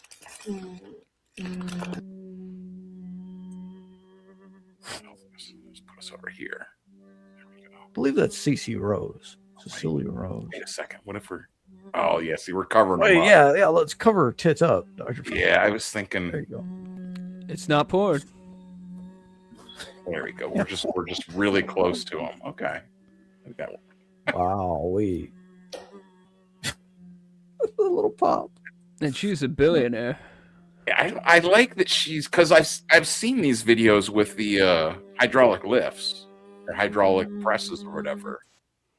So I immediately understood that. I was like, oh, she's What if it was my tits? Yeah, like that's smart, you know, like First female inventor. Huh? She invented tits. Remember we were talking earlier. We were talking how would you tell like how could you tell if a girl's smart? You know what I mean? Like are you gonna give them a test or like she comes up, doing a hydraulic tits video. Seems like a smart one, you know? Like I mean you have to see her, but to judge if she's a fundamentally good person, you have to see her vagina, and if it's right, well, I'm just saying it's not an automatic red probably flag. a good person. Yeah, if she has a penis, she's a bad person. Now I didn't say that. Yeah. Anyway, that was just They stuck out. Okay, here I'll put it. There you go. What else is there? And see any of the things I put in the clips, I just throw in here too. Oh yeah, here. We'll show you the late. What's her name? Corinne's. Are you from New York? You're not in New York City right now, are you, Johnny? No, I'm from Boston. Oh, okay. Well, that's close to New York City. This Very is close. Did we watch girl that who gets her haircut in a vending machine once a year? Yeah. Did we watch the one where she reviewed The Punisher last week? I don't know if we watched it, but we looked at it. I think that's okay. Well, I'll show Johnny just to, if he likes them, we can just see the other ones here. Oh, I don't remember seeing that. Hello, and welcome to Corinne's Comics Corner. This week we'll be talking about The Punisher. That's right, on New Comic Book Day, we're going to be talking about old comics. And here we go. First up, we have Punisher #1 from 1986. This is, of course, the facsimile that just came out last week by writer Steve Grant, penciler Mike Zeck, and inker John Beatty. The Punisher, aka Frank Castle, is on Rikers Island, and he is in some hot water. Every lowlife, gangster, freakazoid, guard, everyone is just after him, and especially this dude, Jigsaw. He fucked up his face by throwing him through a glass window. Now his face is all sewn together.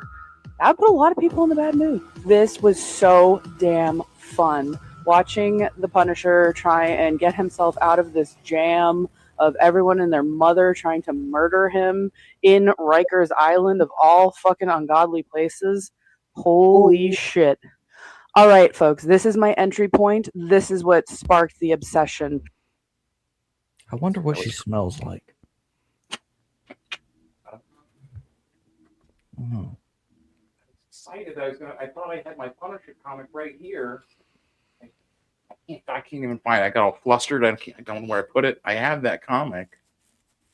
And I don't know. Any thoughts there, Johnny? What do you think? Well, she did say her favorite part. She should have been like, I really liked this page. And she didn't really. Well, I mean, she did say like that he was in Rikers or whatever. Uh-oh. And I thought that it seemed like she read it at least.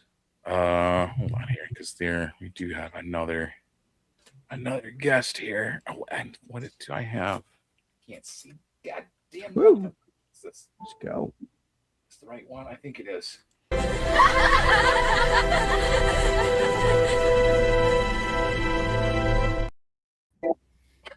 Gentlemen, Yo, yo, yo. How we feeling tonight, Johnny? Nice to meet you. I am the Will. Well, where there's a will, there's a way. Nice to meet you too. And who is this? Who is this buttery faced angel? Oh, this is she is a cartoonist herself. This is really Corrine Halbert. She is well, she's in New York City. She works at a comic shop there. She reviews comics, and then she also, I'll show you, she makes her own Velma comics cosplay, I'm sure. Which let's see. I'll go with this one first. This one looks more. Hello, fellow film freaks, lovers. Oh, this is the film. This is her movie corner. So, not comics, but they're similar. Cinephiles, welcome to Corinne's Movie Corner. Ooh, Today we're going to be talking about something extremely fun. All the wonderful cover art I've designed.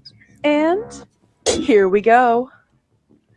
First up, directed by Todd Morris, 1997, we have an absolute banger, A Gun for Jennifer.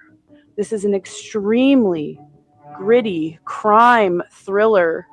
New York City lovers' wet dream.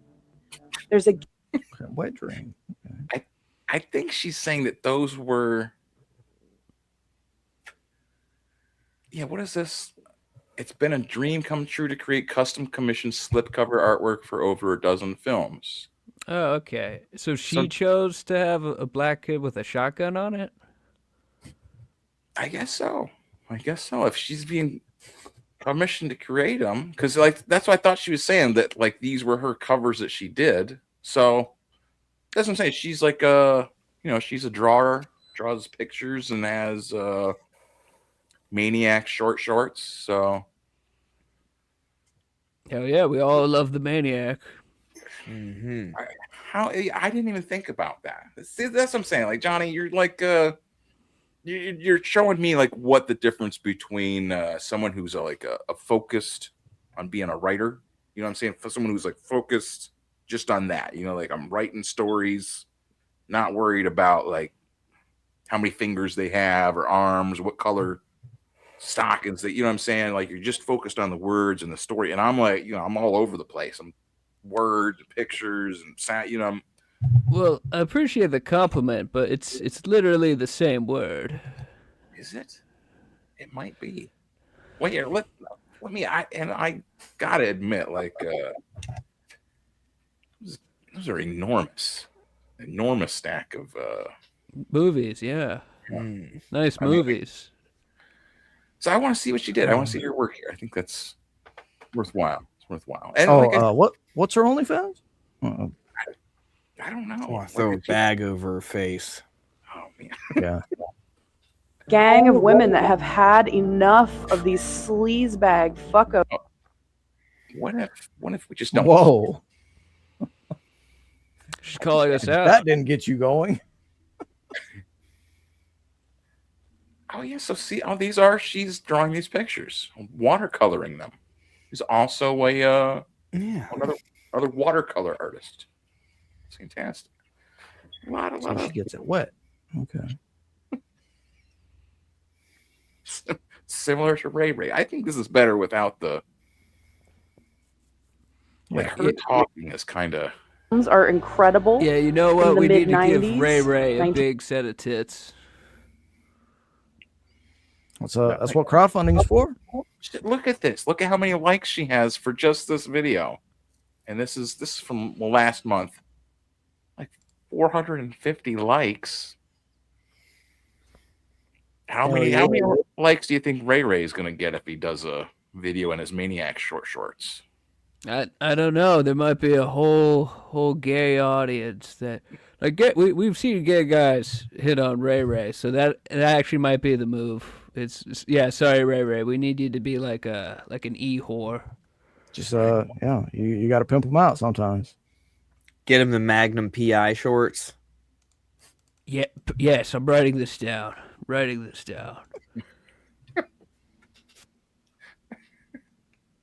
see what I'm saying? I think it's better with just not being able to hear her. Just walking around, waving She's around got the pictures. Great telephone voice, though. Honestly, like, well, remember the hotlines back in the day? Yeah. That's the lady who'd be sitting on the other end of that phone. Oh yeah. She's kind of like just using a dumbbell, just very slightly, just like, as she's telling you all kinds of dirty, filthy things. She's You want using a mommy to what? Suntoku knife, though, instead of a traditional chef's knife. She's not going to be able to get the right kind of stabbing action with that. Yeah, that is a little bit. You're a cook, right, Dr. Ben? I am. Yeah, you wouldn't use a knife like that to murder anybody. No, I mean in a pinch, but like, if you're planning, you're not gonna be planning to use that to be murdering people. No. Like, I get this one was goofy looking. Maybe a paring knife, for quick. Ooh. Right. Yeah. But, okay, so I'll show you. And I think this other one is her comics. You see, she gets a bunch of likes on here. So I think that might be. I'll send you a link to this, and you guys send it to Ray there. Well, last week I just said flat out, send her the link, and But then, why then isn't I she also on the followed it show? up by, I would probably be bullying her for her haircut. Yeah, we've already. See, I mean, here she looks. How does she feel about a Van Piglet cosplay? Man, oh my god. That's the way. That's the way. That's the move. That's the move. What if I send the comics? Because this is the other thing. I haven't heard back. I have comics that are there's copies of Van Piglet in New York City right this instant for sale. In the Mecca of hipsters, Brooklyn. Dude, I think a pig nose would fix that face up, dude. Honestly, it would bring the whole thing together. Well, you gotta style her hair as well, just a little bit. She's halfway It's only a there. slight change. I'm It's only a going slight to see change. her, like, I wasn't even thinking that, but now that you said that, it's like, holy shit, that's enough. Yeah. Huh. See, this is the other thing. All these people, like, she's got her book through Silver Sprocket, right? Silver Sprocket Press, a little Space Sprockets. Yeah, I can't imagine they're selling that many sprockets out of there. Like, it's a little tiny comic shop. Sprockets are in high demand. Well, only in San Francisco, though. That's the problem. They're right there in where they need them, and like nowhere else needs them. Like, so you know what I mean? Like, there's only a limited market. They can't be selling that many copies of goofy, weird, like, Goat comics or whatever these things are, right? But you can get those in your local comic shop or at Barnes and Noble. Like, that's what. And I don't think that's just. I think it's just people just haven't done the work to try and get in there. Or, I mean, or they haven't been like persistent enough or something. Like, get in where? In Barnes and Noble? Or to be in comic shops. Dude, I was thinking, like, you don't even have to be on the shelf at Barnes and Noble. Maybe you could just like hang out at Barnes and Nobles, and people be looking at mangas and stuff, and you can just be like, hey, you like manga? You're like, yeah, I like Jujutsu Kaisen. Like, you ever thought about, like, if Rick and Morty were super killers? Have you ever thought about super killers? You ever tried Van Piglet? Yes, honey, you want to take a look at this? I got a couple extra copies of this comic book here. Couple extra copies. Look at this. You ever wanted to murder the Power Rangers? Fucking kill them dead. That is kill 'em. Have you ever saw someone else's idea and thought, I'm going to do that better? I know. I have. I like the have you ever wanted to murder the Power Rangers? I even as a child I saw them and disliked them, and like seeing them be popular. It's like seeing if like all of a sudden Liam was popular, like in just like regular people. They're all like, what? No. Yep. No. Power Rangers has been huge, and they killed it earlier this year. They're like, we're done making Power Rangers show. They did that earlier this year. Yep. They couldn't rekindle that magic, man. There was a moment in the 90s where every kid wanted a helmet with a dinosaur theme on it, and we could put up with the shitty writing and everything, but we just wanted the fucking helmets. And they coasted on that for 20 years. Yeah, it was all about the toys. Well, yeah, dinosaurs like forming a robot. Like, come on, that's badass. It's badass. What has come out since then? Since the 90s, right? Dog, they've done like 100 Power Rangers series. Yeah. It's like you don't see it as much nowadays, but until like they decided to kill it earlier this year, like it was still big. Dino Thunder, Dino Storm, Dino Charge, I think there was Ninja Storm. Ninja Dinosaur Storm, Dinosaur Inferno, Blazing Dinosaur Ninja Inferno, Power Rangers. Space Police with Dinosaur Rangers, yeah. Some space police. Cool. I just recall learning that the naked chick from Not Another Teen Movie, right, was like the Pink Power Ranger at some level, at some stage. What? Yeah, it was a Pink Power Ranger, right? Interrupt us for just another second here. Pull that up. Pull up. Well, Give me that.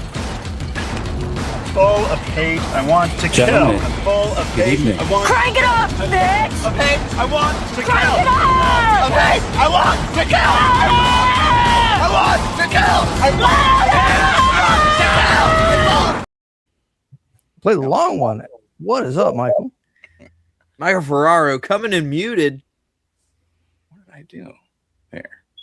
There we go. Hey. Michael Ferraro. What's up? Drinks. Can you hear me now? I think so. Hey, Michael. No. Yes. I believe you backed the man. Maniac. Yes, I did. I can't wait to do a review. The blurbs alone on the cover, the back cover, it's priceless. Oh, thank you. So if I charged you like now, so if I charged you 10,000 for the next one, you would have no problem with that. I want to back the new one you guys are obviously doing with Ray Riley. The thing is, Vito is supposed to back my comic. I haven't pushed him on it because I'm hoping when I launch on Fund My Comic, he'll back there so I could get as many backers as I can. But I was afraid, like, if I backed your guys right away, he would like unfollow me. Or is he pissed about this, or is he cool with it? He's pissed about it. He pretended to be cool with it, but he like in the Discord behind the scenes, he is pissed about it. Yeah, Raging. See that's why I'm just gonna back it. Yeah, the best decision you can make. I mean, it's just I was kind of tiptoe around that kind of earlier. Would Vito be upset? And I kind of shifted it off into maybe we can light a fire under him by kind of goading him by getting Super Killers funded. I mean, this is the other thing. What if I don't want to talk crazy, start talking, but what I'm saying? What if Super Killers goes crazy? James Gunn tweets about it, Elon tweets about it, it goes past the original Super Killer campaign. You know what I'm saying? Like, yeah, that would obviously he would be like reason for him to be mad, but well, I think at first he'd be like, you guys are letting me join, right? And then we'd be like, no, and then he'd be like, this is he'd make a YouTube video where it's like, here's how they raped me. That's how they stole my ideas. And there's something too. Like you had permission to use the Sam King, is that his name? Sam King Super Killer concepts, story or lore or what? Is that Well, yeah, people have made like Super Killer fan comics, and he was like, "This is awesome. Please do more." And he dared Riley to do a comic, and then he said himself, Vito is a character. He's given permission to all of this, and we called his bluff. Yeah, that was, you said that earlier. I didn't think about that he had dared you, or dared Riley, and an extension Riley's team of creators to make the book. So like that's you couldn't like dare someone to do something and then be like, well, you don't have permission to do it. Like, right. That's you just couldn't do that. Like that just I dare you to go outside. Guess what? If you go outside, you lose. Like what? No. Okay. Wow. Well, shit. Well, this is. Whoa, the sun is beautiful today. It is. So, what was your favorite season of the Power Rangers, Johnny Rocket? What is the theme of the team from Super Killers? Are they, because they look samurai-ish? Yeah, it's like Clippa is more into Power Rangers than me. It's the idea is most of the team is like the Mighty Morphin Power Rangers, but Yoichi, he's more of a samurai. He's more hardcore. He's more like the Japanese version of the Power Rangers. Like there's a contrast in the book where it's like, is that the Red Ranger? Yeah, the Red Ranger. Yeah, the leader. It's most of the team like acts like they're in a Saturday morning cartoon, but Yoichi is like, kill them all, destroy the sinners. So this might be a situation where like the Red Ranger was like firmly in the cult, and then maybe he had to go out and recruit regular kids to fill in the other 4 Ranger roles. You know what I mean?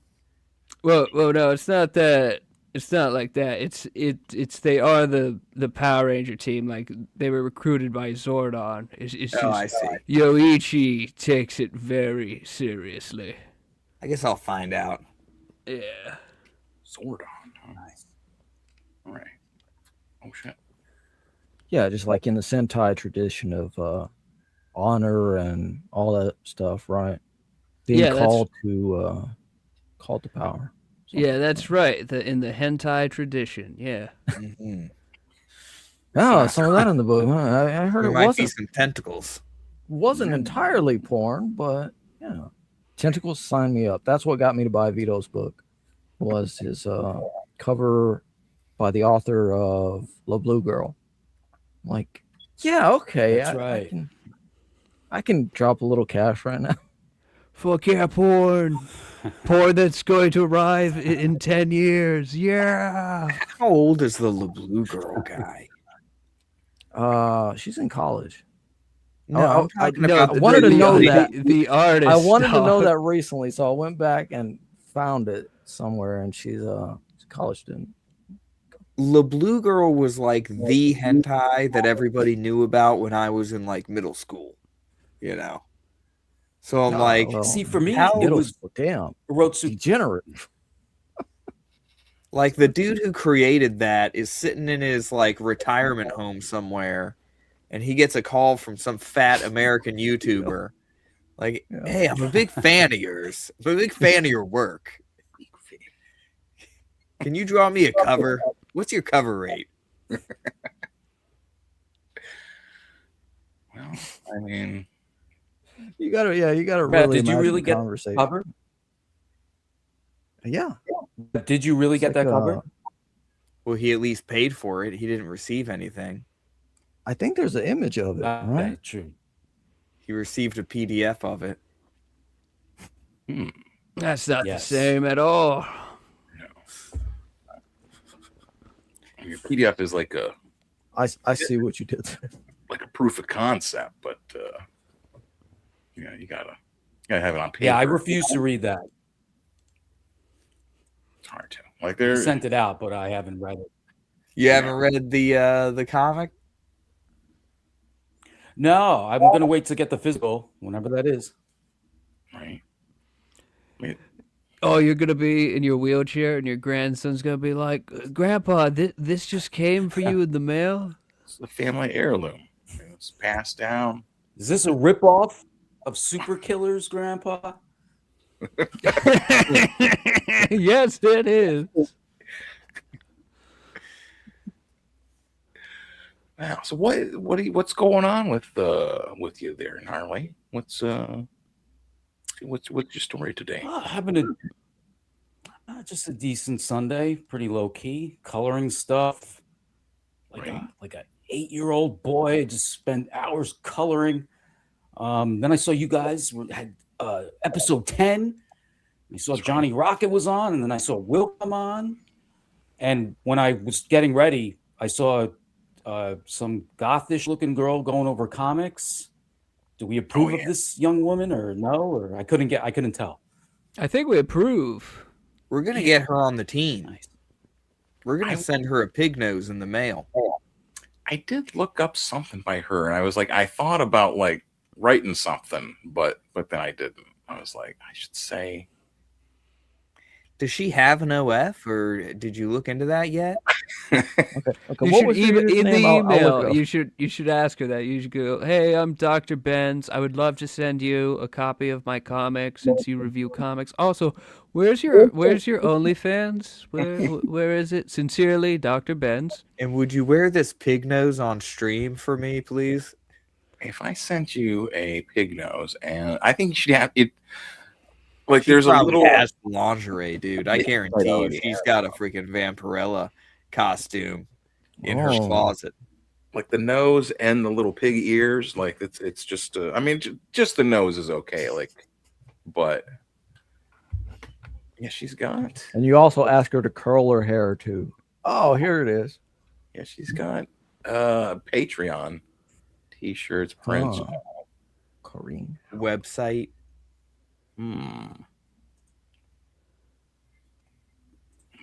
There she is reading Black Hole. And she's an Ignatz Award nominated cartoonist and horror artist. So that's what I'm saying. How do you get like you know what I'm saying, like Will, right? Like I don't want to just throw myself for everything, but like you know, you're like a normal kind of guy, white, got a mustache, you draw good, you know. I seem very normal. Yeah, how are you gonna like get attention with you know, doing DVD covers? You know what I'm saying? How do you what makes you stick out when like you got, you know, girls with if I'm doing custom DVD covers, but if I had a massive rack, yeah, I feel like I could pull it off. I feel like I could get into like just about any industry. What if gotta give you some you're from a foreign country? You're like, I'm here from you know, Norway or something. If I'm from Norway, I'd probably be pretty tall. So you're just giving me more power right now. But you know what I mean? Like because I think that's like a maybe not quite as comparable as having like a giant rack, obviously. Like what's yeah. Would I be socially awkward then if I was from Norway? Would I be a little more beta? Maybe I got like an extra 6 inches of height, but then I am from Norway. I think they're all armed though. Is that because there's one of them where they all have arms, Dr. Ben. Well, they all have not only the right to bear arms, but they're all like what is that, like occupied? No, I could be like half Thor Bjornsson. Yeah, they have to have guns. So I mean, I think I don't think they're. How does that translate into draw artistic ability though? How are you going to use that to like get your foot in the door for drawing, you know, DVD covers or? Well, who would be powerful enough to shut a door on me if I was half Thor Bjornsson? Right. Well, I'd walk into a room and they'd be like, "Holy shit, you're massive." And I'd say, "Yeah, look at these drawings that I do. I'm drawing swords and shit." And they'd be like, "Yeah, I want you around doing You that. kind of say it in a broken English. So you're like, you want to buy my drawings. You want to buy my drawings." And it's huge. So, yeah. Instead, I'm 5'8", and I got to wear this fucking mustache just so that people remember me. That dude kind of looks like Ned Flanders a little bit. He was loud. I like him. He draws good. So she doesn't have an OF? She does not appear to have an OF. She's leaving a lot of money on the table. Yeah, I'm not seeing one. Links. No Fansly. It's rare now to click on one of those link tree things and not see. Oh, only this is just linked to other comics people. And She then has a Patreon though, so maybe there's like a check the Patreon a selfie tier or something, right? Yeah, let's or a chat with me tier. Yeah. Are you 18? You bet I am. We're there. How much Oh, is it? look at that! Look at the tasteful blur. Oh, see, now I think these are just. I know, the serpent skin slipcover art. This is not. Oh, that sounds wet. Jeez. I pay $5 and just see her drawings. Yeah, guys, I'm starting to think she isn't a prostitute. I don't. Yeah, she's a respectable young lady. How disappointing! Good on her. Out here selling her artistic talents instead of her body. Women. What kind of world is this? This is I'm adding that line to mine. From Barack Obama and Hillary Clinton. Women selling pictures, horses and crap. Give her time. Scorpions. Yeah, blurred out. Yeah, these are not blurred out because they're titties or nothing. They're just. How can you be sure? You gotta I'm pay, pal. sure. Just sign up for the basic. If they were all titties and stuff, there would be more hearts. Mm-hmm. 2 hearts, 1 heart, 3 hearts, 4 hearts. First 5 good pages. point. Yeah. Okay. Yeah, because I mean, like, oh no, I'm not trying to look at that. Is that this tone of disappointment? I mean, like, How many followers does she have? I think it's quite a few. 4,000, 32,000. Jesus. Yeah. Okay, once She'd be at once she hits 1.3 about mil. But that's when she'll do the OF. I've noticed that pattern sometimes. You wait till they get a little big, and then they realize they can capitalize on that, and then they launch the OF. That's how it goes. It's possible. You're right. You want a big opening. You want to make waves when you splash. Here's just. she definitely makes waves. I guess Wow, that was a great shot. Her just laying on the floor. No, go back. She threatens to beat you. There. Okay. Yeah. Oh my God. Got It's on a lots of whole other tattoos. level, man. Again, going back to the beginning of the show, the tattoos are what makes who's the coolest? Who has the most tattoos? I think these are more reference pics for her comics. It's her holding stuff, making an angry face. Yeah. Yeah, I mean she looks. She looks better when she's angry. Oh yeah, that's right. And this was never a man. We know this for sure. Just go to the next picture real quick, to where she's walking. I don't know about that. She should probably do a leg day. You know. That well, I'm not a workout buff, so I wouldn't presume to give a young woman much like any. I'll give her some advice, or thicken up a little bit more. You know what I mean? More squats. Would squats be for leg day? Is it like her butt is like not in proportion to like the top. Is that what's going on? I don't Her know. butt's like sagging down. She's got an odd bean shape. You know, let's not get kicked off of YouTube. This is the type of thing that got Cecil kicked off YouTube, isn't it? Oh, My yeah, lead. bullying, right? You'll be like, you were bullying that girl. I'm just trying to figure out why her body looks like that. Johnny Rocket made us bully her. It's his fault. Johnny's the one that did it.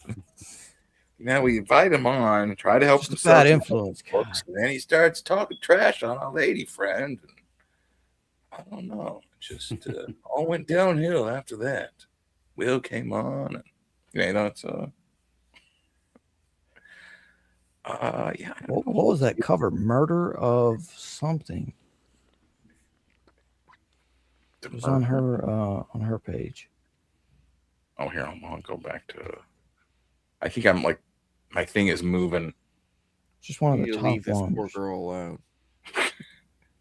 What if we get someone to buy one comic from her? Then it could be like, look, I'm selling this lady a comic. I'll buy Does she one of her have an comics. actual comic book. Wait, Ignatz Award. What the heck is an Ignatz? Should I know what that is? What? Oh, Will. Ignatz. Jesus. Well, Is that actually an important thing? Does this make her an important person? No. Okay. I mean, it's like for this is the big cartel. The Ignatz is I think it's a brick. Oh, those are her comic books? Yeah. Scorpio Rising. Scorpio Venus Rising. I don't know. Does she have any promo streams? JDA has the only thing JDA has won all the Hispanic Ignatz. What? Who has what? Go ahead, invite her on. Okay, I can ask her the important questions about the plot of this Scorpio Venus, because I can't tell what it's about from the cover. Let's be honest. You got Bella Lugosi pointing his finger at her. She's gonna It's an have erotic to want novel, I tell this believe. to me. Yeah, it's hard to figure. Like, I assume it's her acid nun is the other kind of like. I think that's like her like name she uses online, and then she has the book here. This might. It's like a witchcraft guidebook of some kind. Leads Annie, or Enos Heroine, through a journey of suffering and self-discovery. Caught within the confines of her own mind, Annie struggles against the doubled weight of trauma and despair.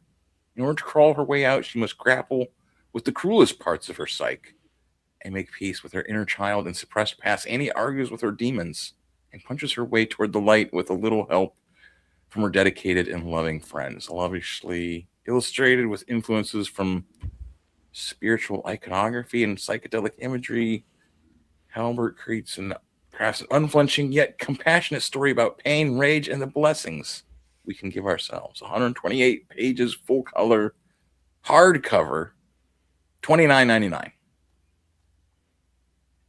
And it's 18 only because it deals with trauma and sexual violence. So, yeah, see, I don't want to read any comic that has trauma involved in the creation of it. Yeah. By a girl. Right. Yeah, I mean, I think their definition of trauma and sexual and physical violence is going to be different than, like, I think they would be portraying like it's not gonna. I don't know. I don't know. Full title. You ever did acid?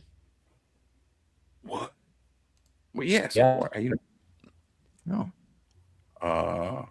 Years ago, I was subjected to experiments with acid. Of course, yes. Like every American, you know. I feel like I could have guessed that Dr. Ben had done acid. Who else? I've not done acid. I did acid, yeah. Yeah? Reverend? It was sold as this is acid. But does that mean it was acid? I don't know. Did anything I know- happen to you that was acid I know all my sense of touch and sense of well-being and everything kind of melded together, kind of like mushroom, but times about 40 over the course of a few hours. Like, whoa. Just grew and grew. And where'd Michael go? I think he has internet problems. Oh shit. Yeah. Sorry, Michael. Maybe Yeah, he let's was. go with that. Wait, didn't he just say he didn't want to see comics about trauma? Oh no. He did mention that. Oh no, I think you and he drove said him not by away. ladies anyway. He's back. Okay. I was like, maybe that was. Oh, no, I was That was the- offended by the acid talk, so I jumped out. Dude, and I was positive that you had done acid. I'm like, Michael's got an acid story. He knows it. No, I have, and like twice, and both times like were horrific, and I didn't do it again, and I never will do it again. Dude, I've been watching these DMT videos, and I'm like, I kind of want to like meet gnomes. You know? Yeah. Definitely, if you have like a horrific trip, that would just like. I know the feeling of like, no, I'm not. I don't. I'm too neurotic.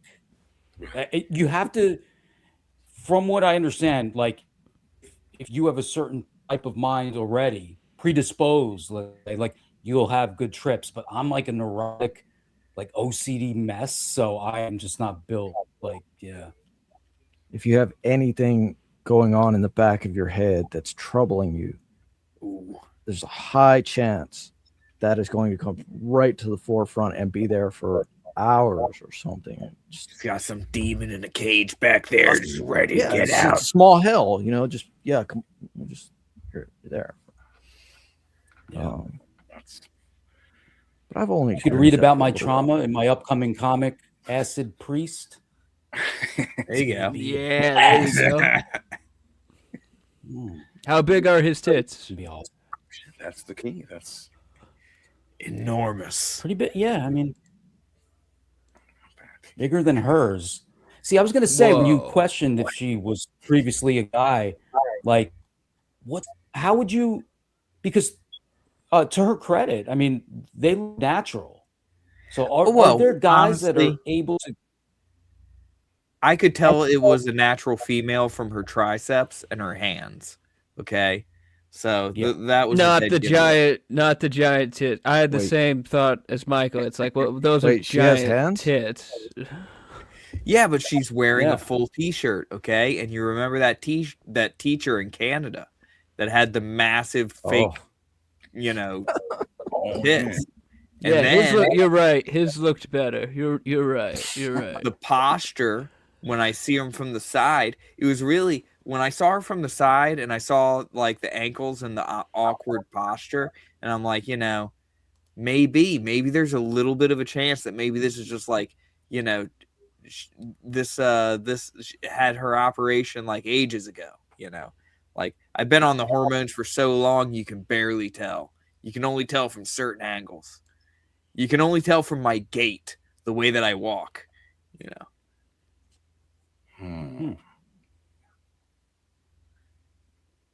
That's why we don't see her walking. Yeah, she looks feminine to me. Yeah. Yeah, you see her elbows?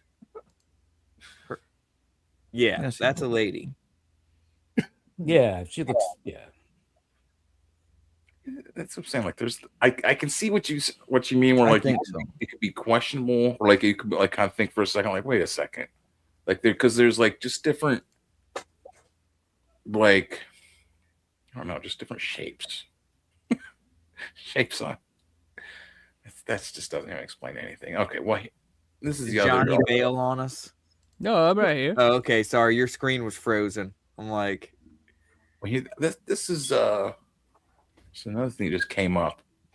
He talking about Brooklyn. You guys know that what's this character's name? James Tinian the Fourth. You guys heard of this fellow? Oh yeah. I believe I read some Batman written by him. He's a good writer. Okay. What does he have to do with cabs? What? He is cab is an abbreviation for Comics Art Brooklyn. So it's comic book arts in Brooklyn, New York. And so there's like an indie comics fest they used to have up there. Apparently hasn't been around for a couple years, and so he has come back he's come up there to try to put it together and have indie comics fest or whatever with. Is that it? I thought there was more to the. I guess it's just 2 pictures there. Okay, well, so anyways, other people are doing these comics, like that's the thing I see with less stuff I read from. I was just going to say, less stuff I read from him. He had he got the Universal Monsters license, so he had written a couple comics. Maybe other people wrote some, like Frankenstein, The Creature. They were pretty good. Right. Yeah, he's the one that does what is it? Something is Killing the Children. I think he did some Swamp Thing issues too, maybe.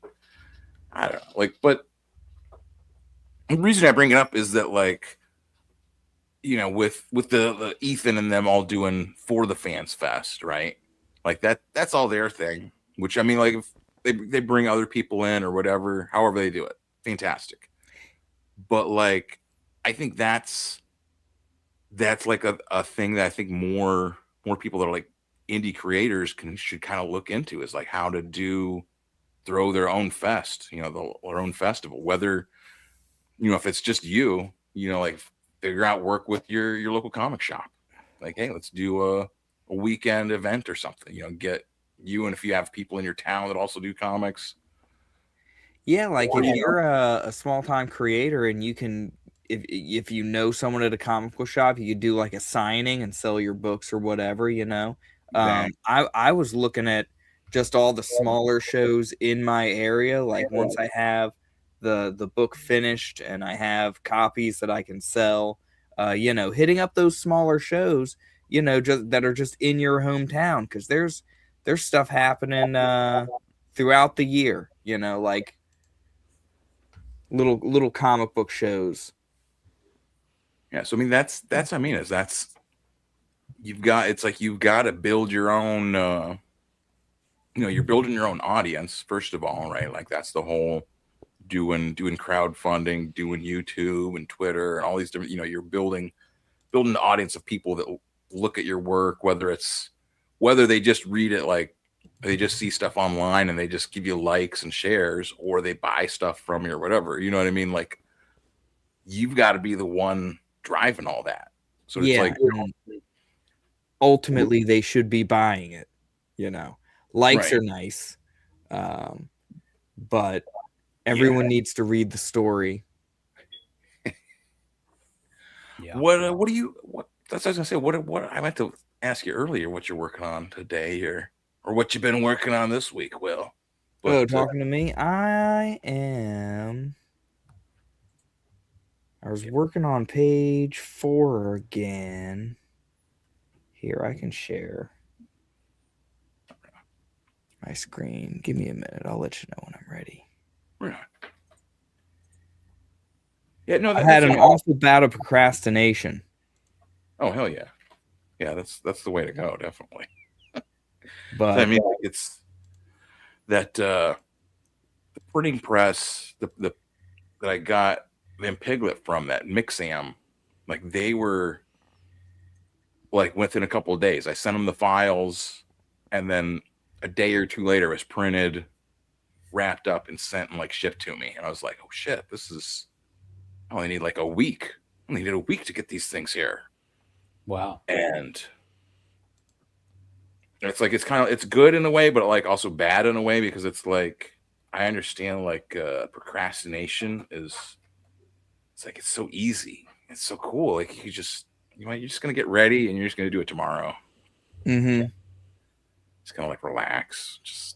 I'm going to relax a lot, and then I'll be ready tomorrow. Like you never get, like you don't do it or whatever. Like it's so easy. And that's what I mean. Like knowing that like they'll print the comics and send them out to you like super fast. Mm-hmm. You just like wait until I'm sharing my screen if you want to show me off or whatever. Oh yeah. Let's see here. So this is the cover I'm working on, and I need to add some like smoky effects, into the background. I'm still kind of trying to figure out how I want to populate the dead space here. But in the meantime, I've been formatting my pages for like being printed, right? Because people notice on other streams when I would bring up my work, like I didn't have them formatted with the whole, you see the lines, the dotted lines and stuff. They're like, you need to be using a guide. Oh, right. I know what you're talking about. Those like the little outline things. Yeah, like the little outline thing. So, where am I?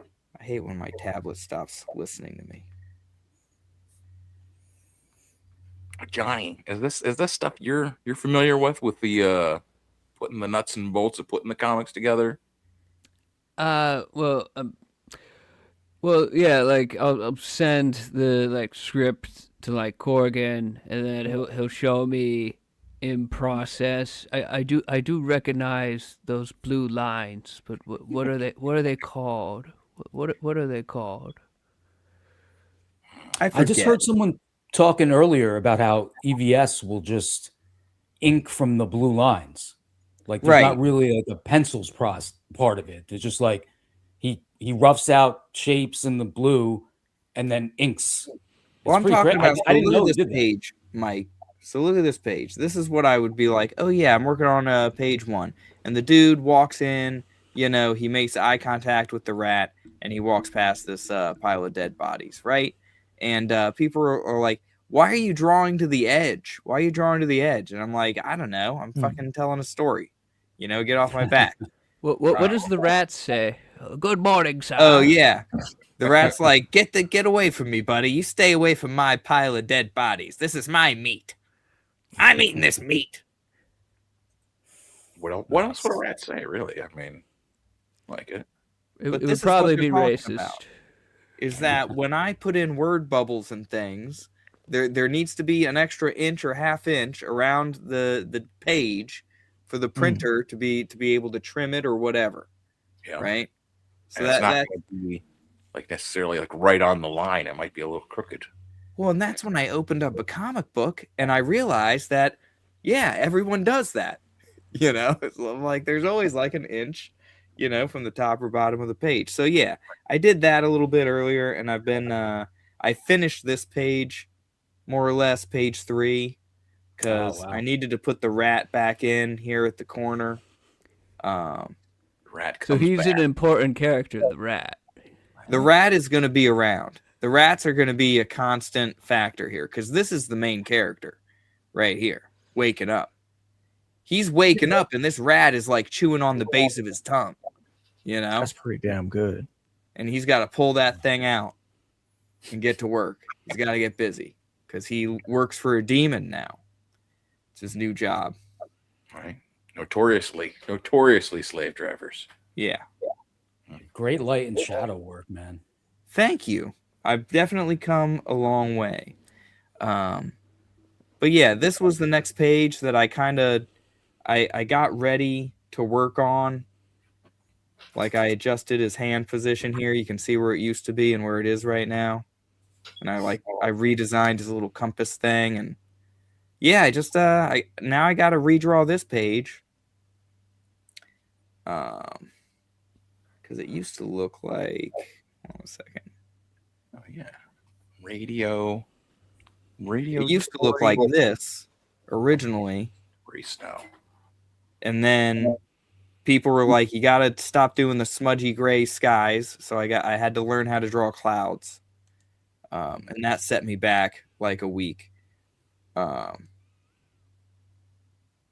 then people were like, we don't like the cobblestone. It makes the whole thing too busy. So I had to, I did spend a lot of time on the cobblestones. So that was kind of a bummer. But I've redesigned the interior of the bar. Everything's going to be good. Everything's going to look good. Okay. I kind of feel, I don't know if I'd say they're too busy, but I feel like the cobblestones there, like they seem like they're too, like, I don't know. They seem like they were like the stones for the floor on the wall. Yeah, a little bit. But anyway, the stones on the walls now look like that, so they look better. Oh, okay. I see. All right. They're less busy. I added a hot chick to the bar. You know, this is the new page 2. I don't know if I showed you that yet. Okay. I didn't see that bottom panel. Yeah, I decided because originally I had a wonky angle of the bar, right? And that's where on hard art, Ethan was like, "Hey, this looks terrible for reasons," and so I got rid of that whole, panel. And now you get to see the villain. Now you get to see the dude who started the whole plot. Nice. With his cursed weapon, and I gave him some cool armor, and he's going to be a very beautiful man, kind of a more manly version of Griffith from Berserk. Right. I like that armor with the kind of the vibe I got when you said that with the face, long hair. Yeah. Stuff. I felt like I really nailed it with the armor too. That kind of came to me on the spot. It's really unique. Thank you. That's what I want. You could imagine it all being all studded with these sharp pointy bits, right? But that would be a bit excessive, and you want the guy to look beautiful, right? Mm-hmm. Well, he's gonna look threatened because he's a former warlord. He stole this weapon because he's like, wow, demon will talk to you if you kill with this thing, and blah blah blah, and he gets the whole ball rolling.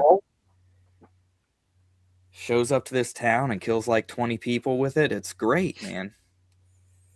The armor kind of reminds me of Dracula's armor at the beginning of Francis Ford Coppola's Dracula, that like weird rounded red armor. Yeah.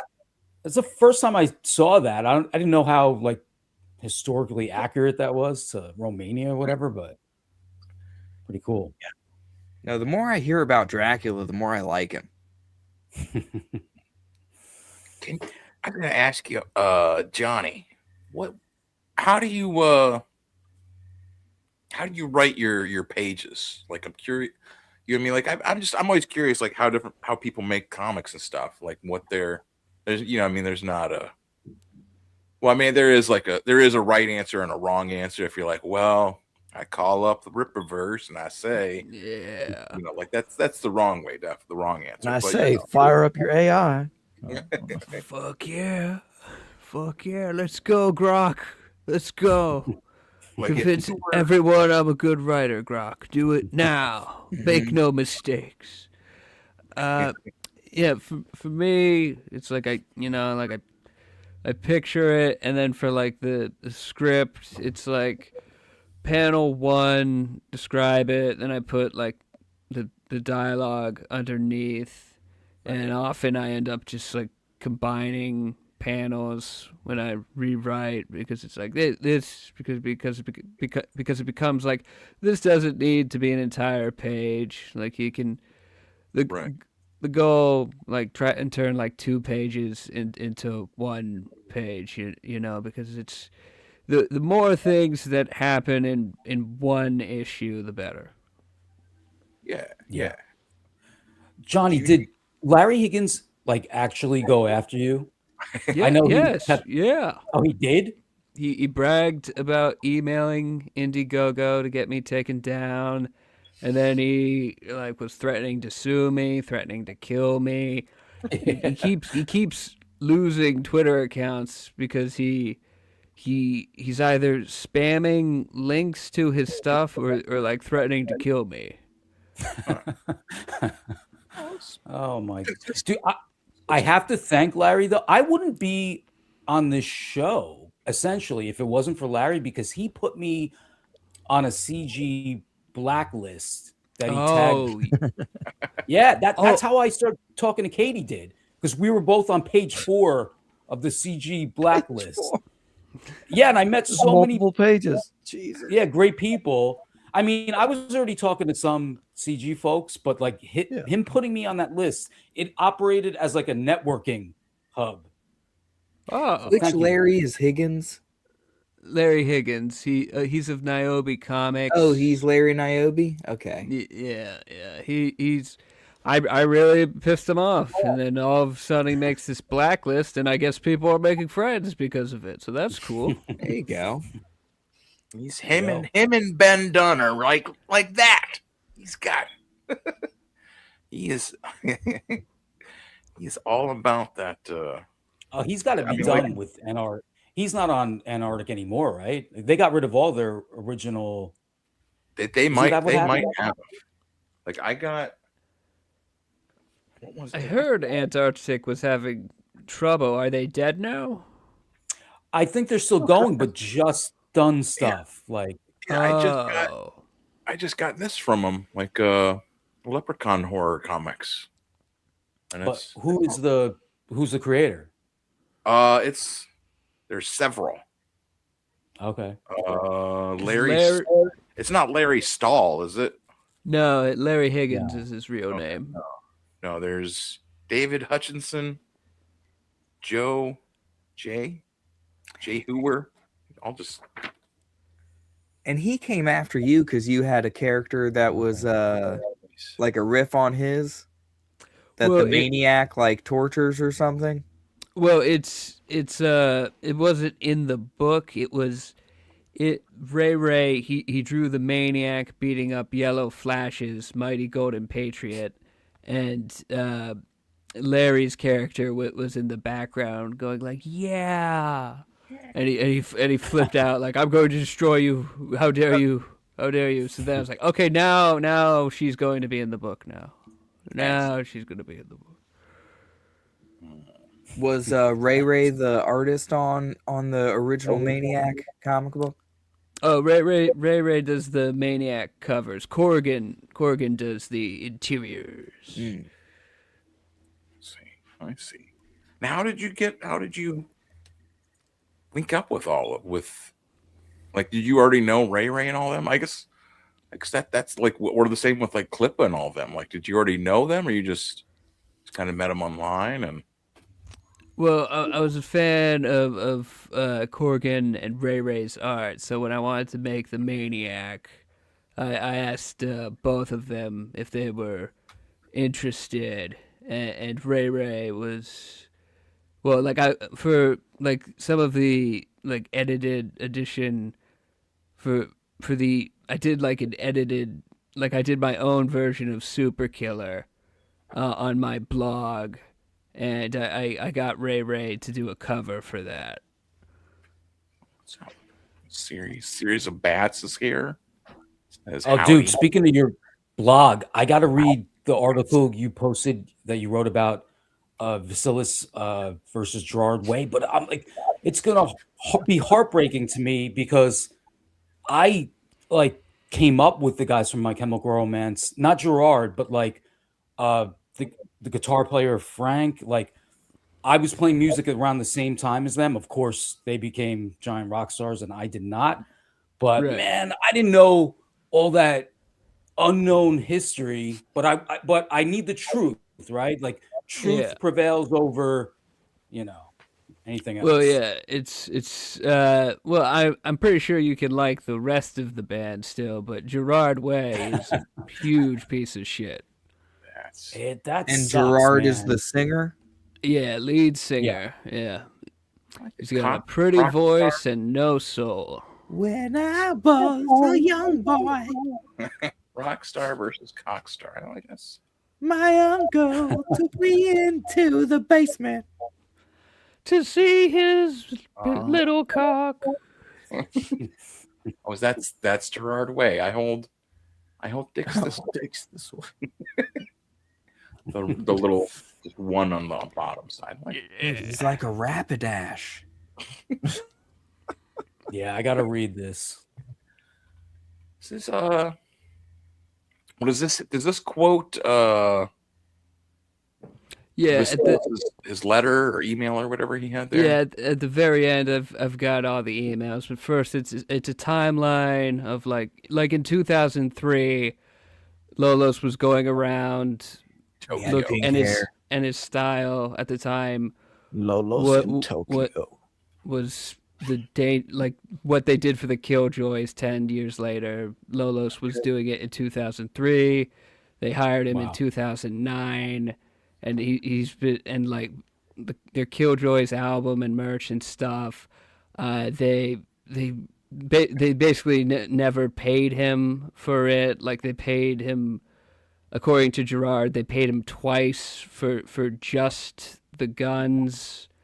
But like not like royalties or anything. They stole from him, and Gerard is like it seems to be his thing is that Gerard hired Lolos because he was a fan, and then like cut him out and refused to pay him for all the stuff he designed. Right, like this is my stuff. Like it's just right. I like the continued use of retard and used to Gerard way.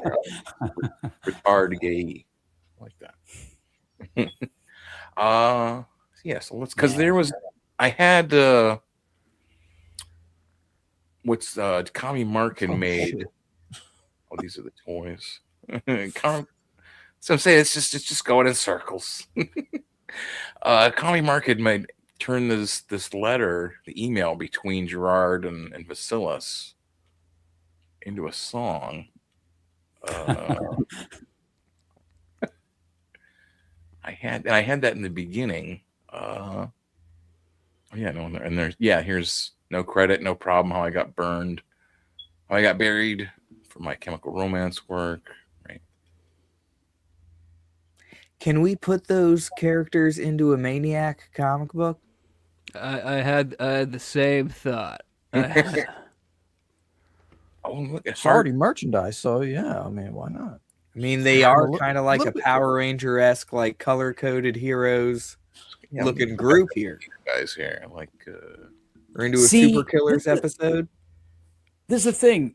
The story I heard was Gerard told the rest of the guys, like, for our outfits, you have to buy everything at this store, Fun Ghoul, which is where I would get my Halloween costumes as a kid.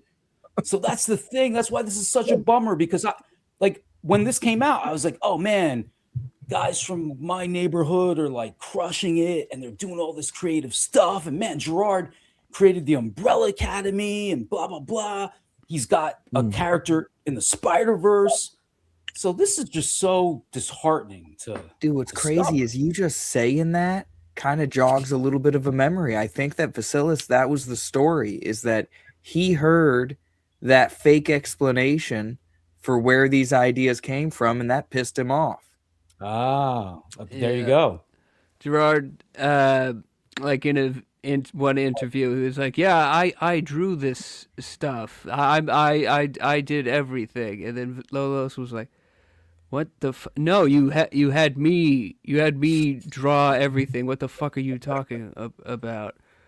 Wow. And then in the emails, Gerard he goes, "Okay, yes, you designed the gun, but I designed everything else." It's like, no, I designed everything. What the fuck is this? Wow. Man. It's like, dude, you're already a rock star and you have a hit comic. Must you just take all the, you know what I mean? Like, Doesn't want to share that spotlight. Yeah, right, man. Right. Yeah, well, that's here. This says it's exactly what you're saying. Gerard can sing, attempts writing, but cannot draw. That's why he had our pal Lolos create the Killjoys. He also storyboarded the music video. Concept artists are incredibly important if you want to do anything other than call people gay on your blog. I don't know why Gerard didn't go to his Umbrella Academy artist, Gabriel Ba.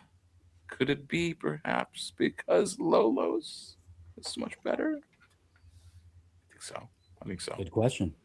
It's very interesting that the two artists Gerard worked with, English is their second language. I wonder, that probably helps with contracts, doesn't it? And I know you also, I like you.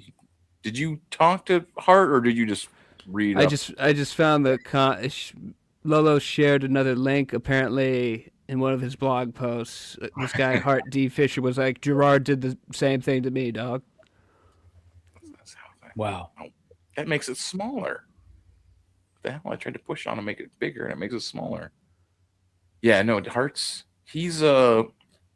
Hart was like the editor for Verotic Comics, which was Glenn Danzig, Danzig's comic. Yeah, that was Glenn Danzig's comics line back in the 90s. Hell yeah. And he also got like he was on like, was it Sally Jesse Raphael or Jerry Springer or something, because he had Hart Fisher was making these comics about like Jeffrey Dahmer, and people were like protesting and like they were all pissed about it and stuff. And I think I remember that. Yeah. yeah, he's a cool guy. Like I talked with him a couple times, and he's wild. But this sounds exactly like him. This douchebag fucked me over pretty damn bad. You can read all about it in Bloody Disgusting. I know all about being attacked in masse by a bunch of whiny teenagers who don't know shit about their hero in real life. Sorry to see he fucked loads of people besides myself, but then that's what assholes do. They shit all over everyone.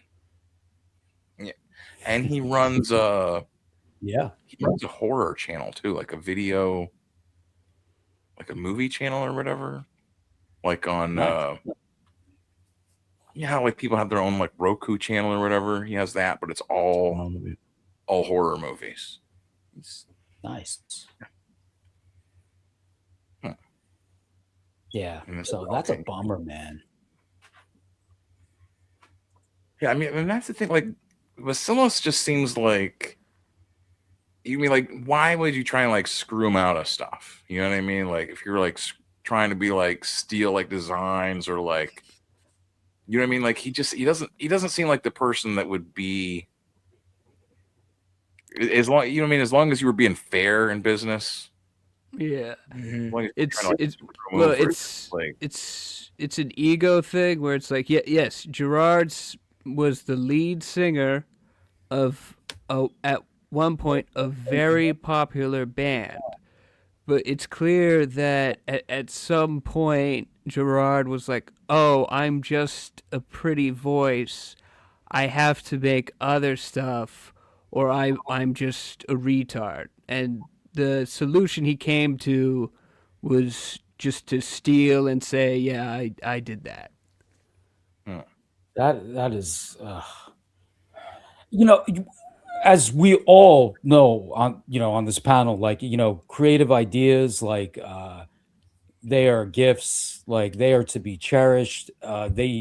Speaking for myself, they don't come that often, right? They're not plentiful. At least I don't think great ideas are. So if you have them and they are stolen, appropriated, it's like, come on, man, like criminal.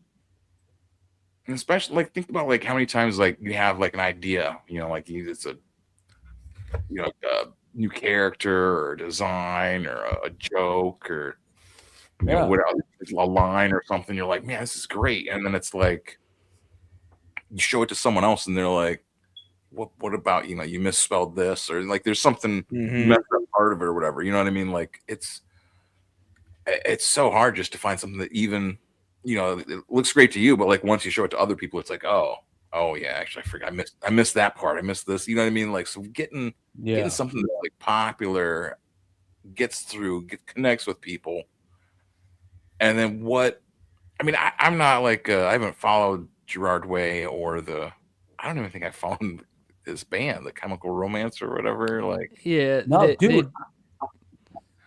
Yeah, but I mean, I'm sorry. I was just gonna say, like, I like read this comic series. I loved it.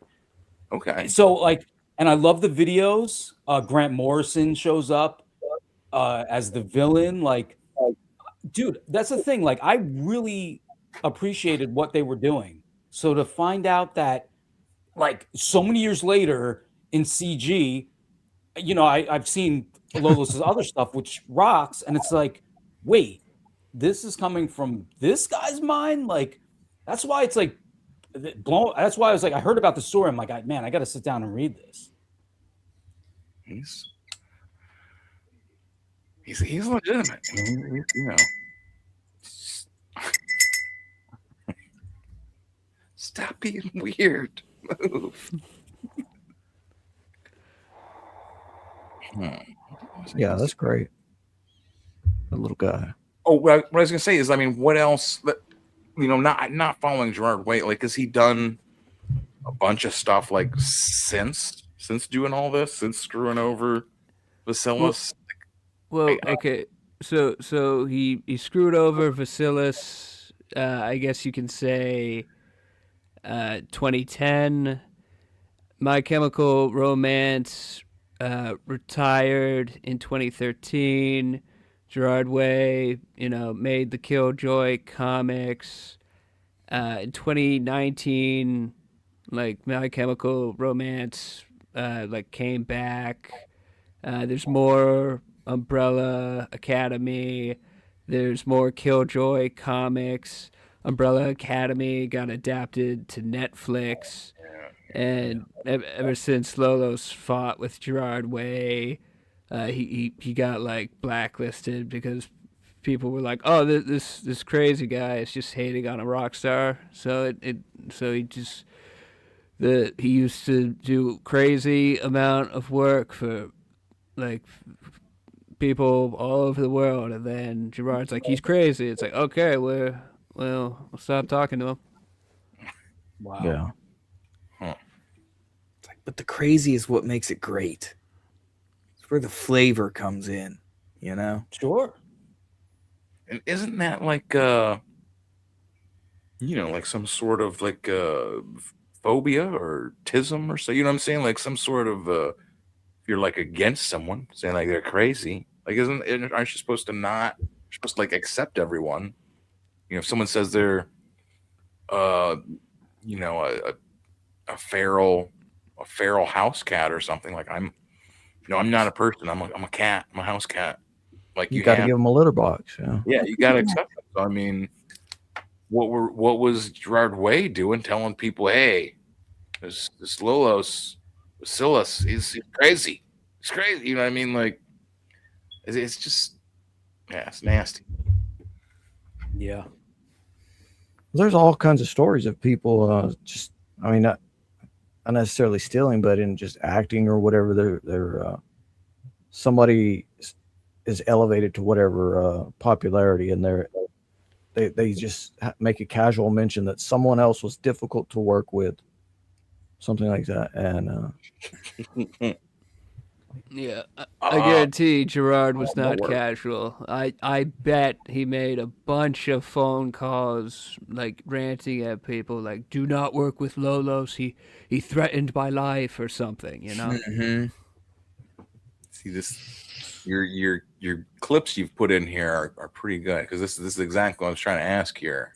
He says they hid behind being involved with Umbrella Academy, which makes me wonder if Gabriel Ba did most of the work, just like he's talking to Vasilis here, just like Vasilis did with this. The tell for that, Way was barely involved with the Umbrella Academy show. He says, if it's your baby, you wouldn't just let the studios take over. And then Vasilis brings up I like his thing down here. He says, what I know is that Scott Alley, aka Bitey the Clown, the senior Dark Horse editor, properly ghost wrote Umbrella Academy. So that's what I was trying to wonder is how much is Gerard Way doing all these other things? He may have had an idea, and then somebody else picked up the football. Right. Yeah.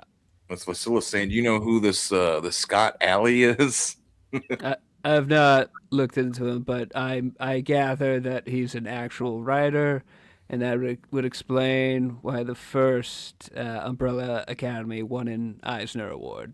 Yes. Well, he was like a writer and editor for Dark Horse. And he was well known. Like he calls him here, Bitey the Clown. If you find some old Dark Horse comics, they'll refer to him, and they'll refer to him as Bitey the Clown.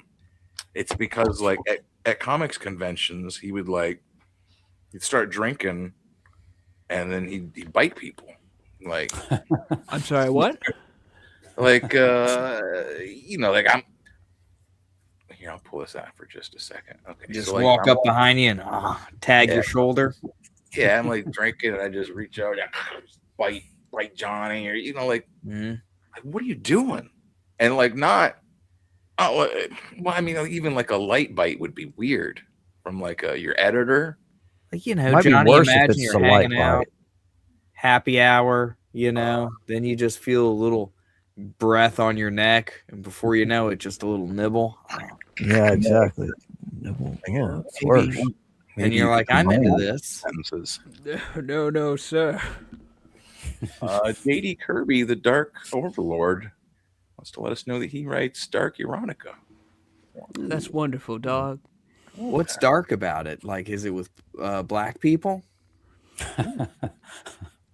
It's called EI erotica is what I think they would call that. Well, all right. Ebony. Tell us more. We're interested. But yeah, so this Scott Alley, that was eventually they fired him because like people really started complaining about him biting them. I want a link to the dark erotica. Yeah, that's if Where do you post it? Can't tease that, JD. Like, all right, dark erotica. All Is right, it because it features vampires? Pull it up. Where's It's it? dark. I gotta know now. Yeah, you can't. I mean, how would you? I guess that's kind of like an open question, really. I mean, the chat too. Like, what would you do if like your editor and it's at Dark Horse or Marvel or something? They're Tried to Harvey Weinstein you? Yeah, like it's in comic books. Like, oh, Like, you wanna? Do I really like You my have to job? figure, like Dark Horse probably figured like my chem fans, a lot of like teenage girls. That'd be like an in to get like teenage girls into comics and stuff. So Yes. if Gerard's writing wasn't up to snuff, yeah, you bring in some help, or kind of bring in the makes clown. sense. In that way. Bring in the nibbler.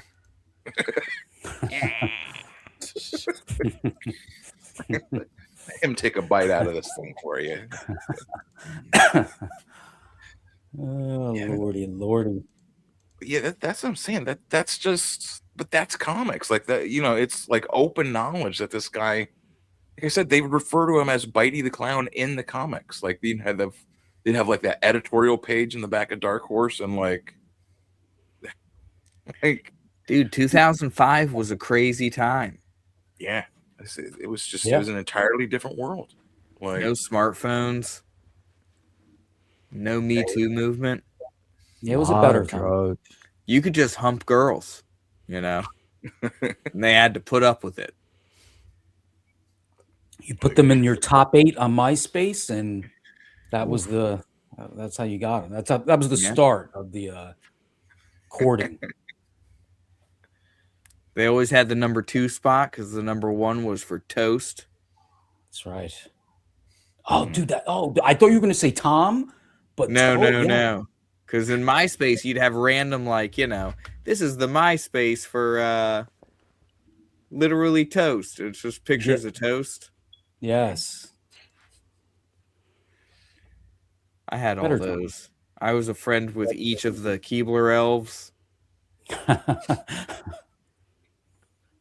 obviously. Those names, Snap Crackle Pop.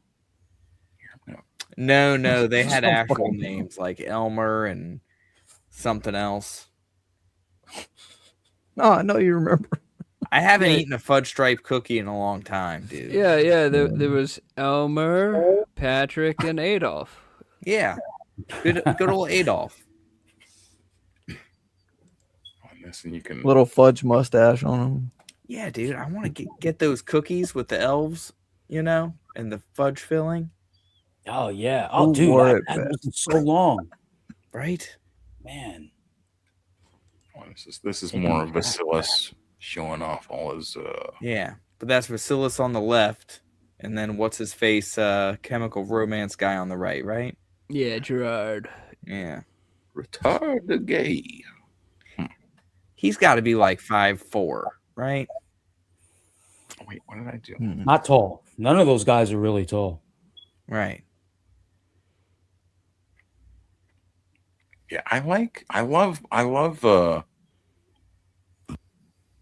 Basilis's his videos just because they're so creepy. The 8-bit horror. It's not sharing audio. What am I doing here? Yeah, he's a one of a kind. Oh yeah, dude, he's like clearly one of the most unique artists in the The space. first comic book issue of the Necropixel horror series. 8-bit horror. A man uses an occult computer diskette with no regard for his own life. He makes it sound so cool, but then I picture like just some dude with a diskette. Like, you have no regard for your own life. I'm just using this Mac, this ancient Mac computer. Then you got the Behelit thing happening here.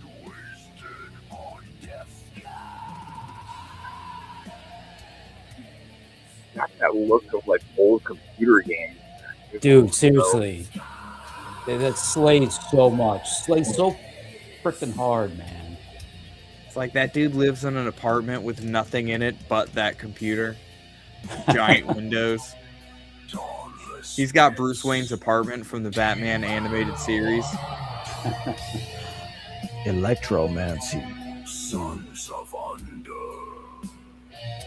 5 1/4 inch copy disc. Gods of Fry. This hasn't launched yet, has it? No, I think it's open. Oh, really? Is it? No, you're right. You're right. It hasn't launched yet, but you can hit the follow button. Okay. It's price in there. Everyone Dude, loves I it. want to back this and receive a diskette in the mail. Oh, God. If only. You gotta let him know. You gotta let him know. Facilities, you have to send a diskette.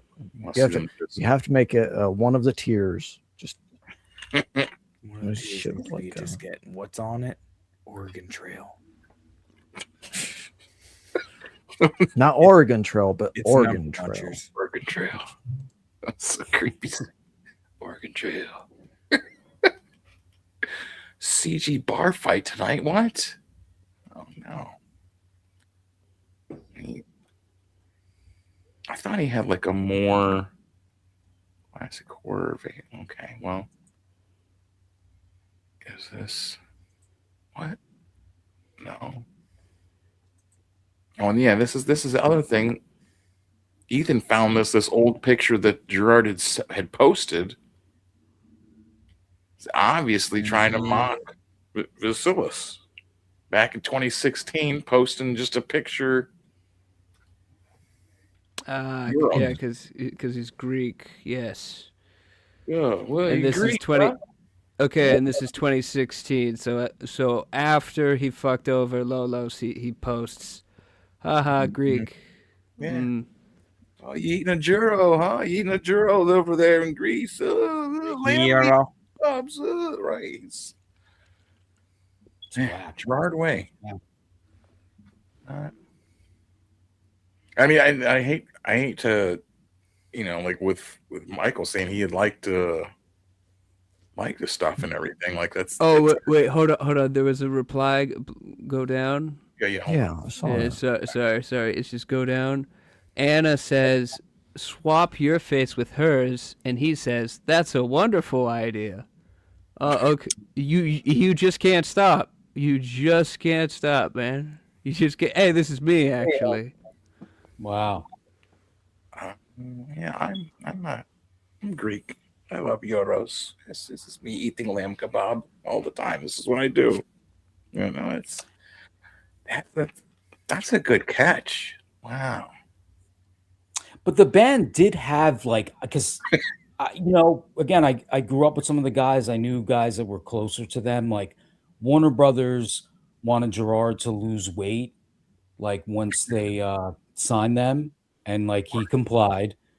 And then the drummer that is actually from my town, the original drummer, they fired him. I mean, that is a common thing in rock. Like, it's apparently extremely hard to have like competent studio drummers, but just everything put together paints a picture of Every Orthodox back in the village, every kid was missing something: an eye, a finger, an ear, a hand, a foot. He's homemade rockets and dynamite. Yeah, it says two Greek villages on Chios Island battle with tens of thousands of homemade rockets in the spectacular and illegal Roukatopolemos. Yes, that's what you know. How could you want to like screw over Basilius? You know what I mean? He just seems like a, you know what I mean? Like just a stand-up guy. You know what I mean? Like he just seems like someone you, if you knew him, you'd like. You'd always like be an asshole. Yeah, he's not an asshole. He seems like he'd just be, like I said, you know, like if you knew him, you'd be like, oh, there he is. That's Basilius. He's a great guy. He's always. He got screwed over by the Umbrella Academy guy or whatever, you know. Cool guy. Okay. The triggering? Oh no. yeah, the guns are cool. They're like modified NES zappers, which is That's really what they cool. look like. Yeah. Go back up. Is that a? Oh, okay, that's just a small picture. That's Lolos's drawing, and then Gerard traced it, and you know he added colors. Nice. He's like a colorist. Okay. And then like probably, I would assume like colored in the jackets. Well, no, this These are- is Lolo's drawing and coloring the jackets. And then being like, pick a design. Right. But I mean, that's an easy, like, you can take that and then just keep copying it and putting different colors and be like, look, see, I designed all the colors for this myself. Like after, you know, it's already all filled in for you. Yeah, and then this one is weird because it looks a lot like Lolos's work, but apparently Gerard had someone copy Lolo's basically, and then Gerard colored it and said he drew it. It's several steps to go. I did something when you did nothing. It's like using AI to be like, create an in-progress his- version of this. Just the way he looks is just like, you Dude, can and tell it's so crazy. Now I'm thinking about it, having Johnny on the show, because with Super Killers, they're taking something that we are all aware of, and they're doing their thing with it up front. Like we all know what they're doing, and it's great. So it's so weird to be like viewing this story that it's the opposite. It's like, oh no, this is my idea. Like it is the worst, I think, kind of fraud, like artistic fraud. It's Yeah. lame. In the emails, Gerard says the same thing. Stealing from another artist is the worst crime you could ever commit, which is why I would never do it. And he's writing this to Lolos. That is. I would never steal from you ever again. I won't do it. he's like shaking his head. These are all mine designs. You stole them from me. Don't I hate it when people steal from me. Designed all these guns. You come and take them. Someone needs to punch that kid for Lolos. Like he's got like the mom haircut, you know, the Karen haircut. I mean, that's what it is, isn't it? I mean, it might not be like the full like shaved up the back or whatever, but I mean he's gonna run up to you in the parking lot. Put your cart away. Yeah, he is upset if you're just in the park. Like, get out. This is my park. Why are you parked here? This is a private park, sir. Yeah, it's my private. Yeah, You smoking dope at the park? Kids play here. Kids play.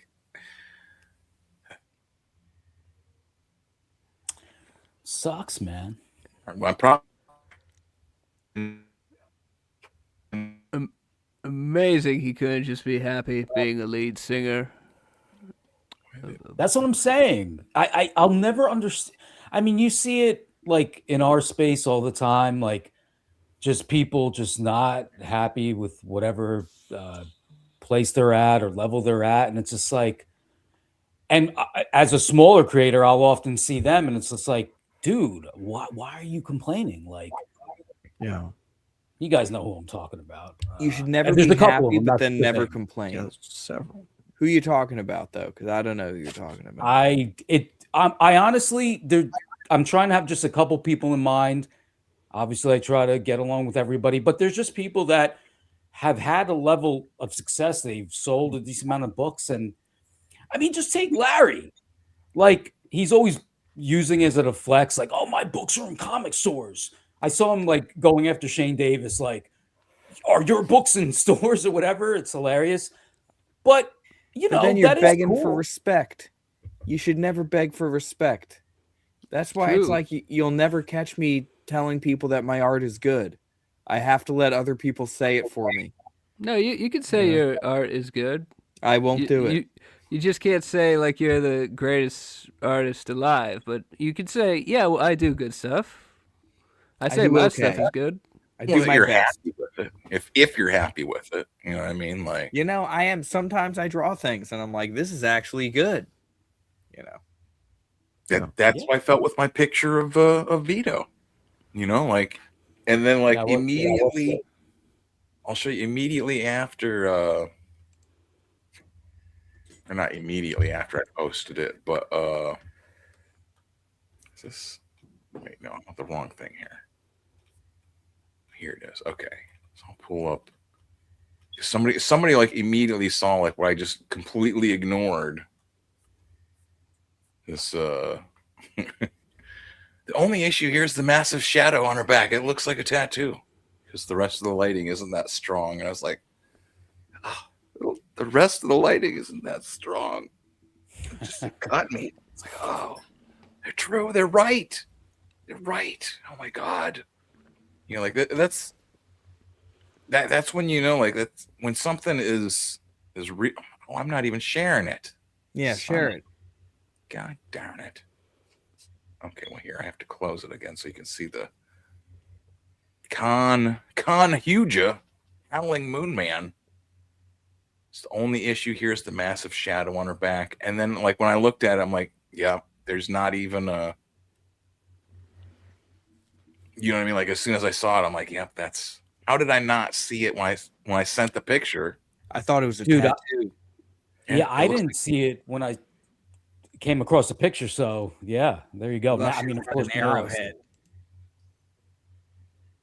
But yeah, and then like I didn't put I meant to put more of a shadow on her right butt cheek, and there's like none.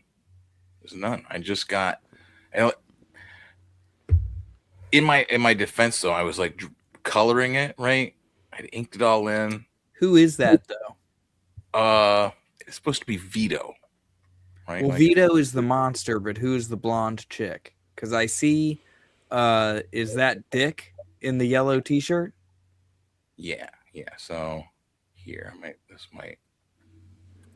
Oh, Katie did as a slave. I see. Yeah. So slave Katie did, and then I called him Dick Master Crumb because it's supposed to be like Salacious Crumb, who was that little rat guy, and like he's like my favorite guy from Star Wars. Yeah. You know, he's only in it for what, like 5 minutes where he's just laughing, like pecking out somebody's eyeball, right?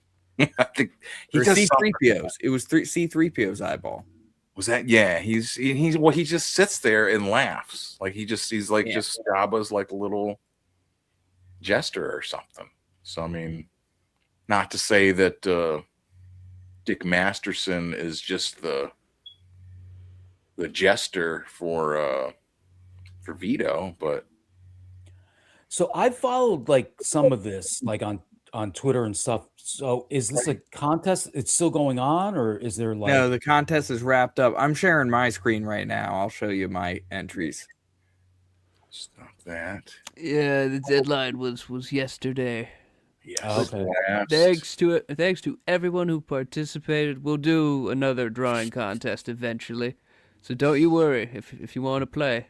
So this is the first one I did, which I really liked. The Dino Nuggets Vito. Tiny hands. And then I think this is the one that I've seen make its way into like the collages that Ray puts together. Okay. And this is just the sloppy Vito. Tried to put some roaches around, you know. I tried to fray up the cord coming off his microphone. Is that digital? Or are you going from like a No, you know how I draw. I draw just on my tablet. Okay. Like I don't Dude, know. that head likeness is well done, man. I feel like he's staring at me. It's staring at my soul. Yeah, my Vito, it comes out looking kind of like an older. Because then I look at Vito, because I really should have been. Here, hold on. It feels like there needs to be more torso under his man boobs, though. This is the Vito I started drawing after I was like, I should actually look at Vito as reference when I draw Vito. Yeah. And I started thinking, what if I made him like some sort of bug creature, right? But I never actually finished it, I meant to come What kind of bug would he be?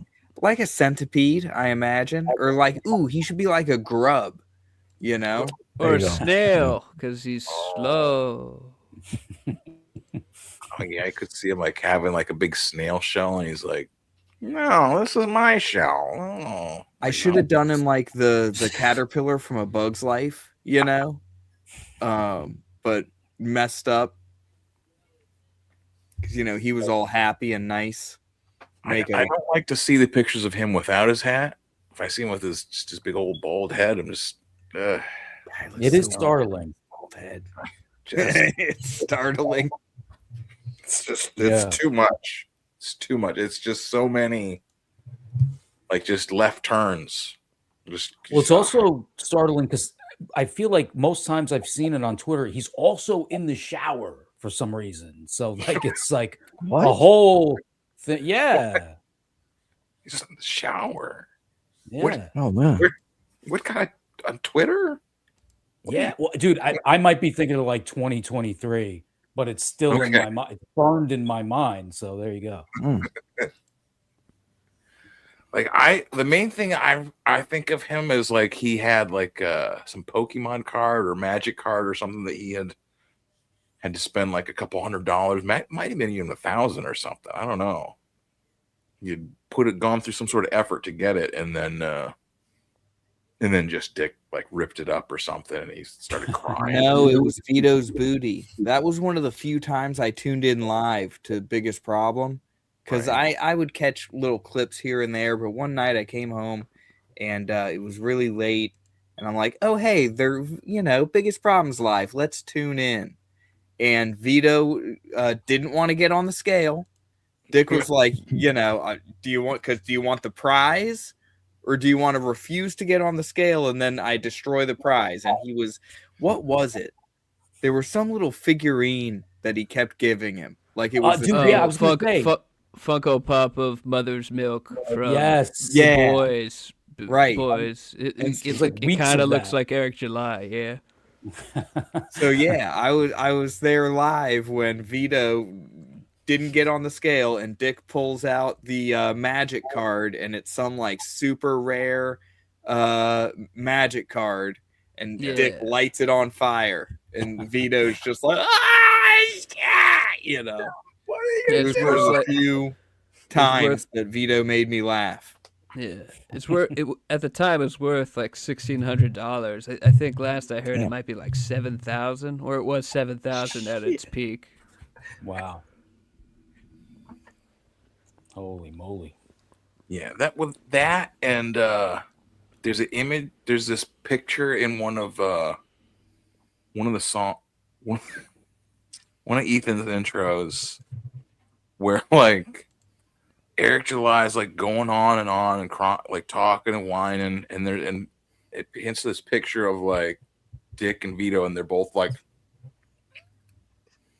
they're just doing all these goofy faces, and it's they're just funny. They're just it's just that's I'll watch them sometimes, but it's hard for me to get into like especially if they have like we were talking earlier with a lot of like the like different like comics like cliques and stuff. They'll have their own like lore and in jokes and stuff, and it'll be like people that are so like obscure or such, like it's just like just a couple people or whatever, and they you can't figure out what they're talking about because it's like they have such, like I said, like in jokes or obscure jokes that it's just like two people get what they're joking about or whatever. And it's hard to get into stuff sometimes like that unless you really knuckle down, or at least that's how I feel about it. But we're all. What would he be doing as a caterpillar, though? That's the thing, is there has to be a punchline to the joke. Well, the hungry caterpillar. Should he just be should we just have him eating some more? Eating a hole through something? Yeah, like there's like half a donut behind him, but it's like bigger than him.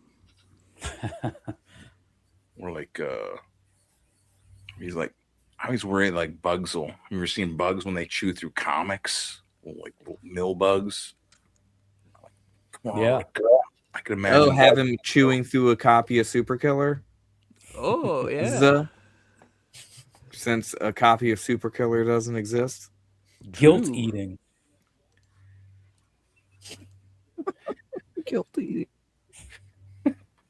This is the other thing I like with the Super Killer is that beyond just with the Super Killers, I'm sorry, with beyond just like the excitement and following the campaign, what's it gonna fund to, what's the amount, there's also villains and nemesises, like we discussed before, with Liam trying to throw out coupons for people to cancel their order for the comic.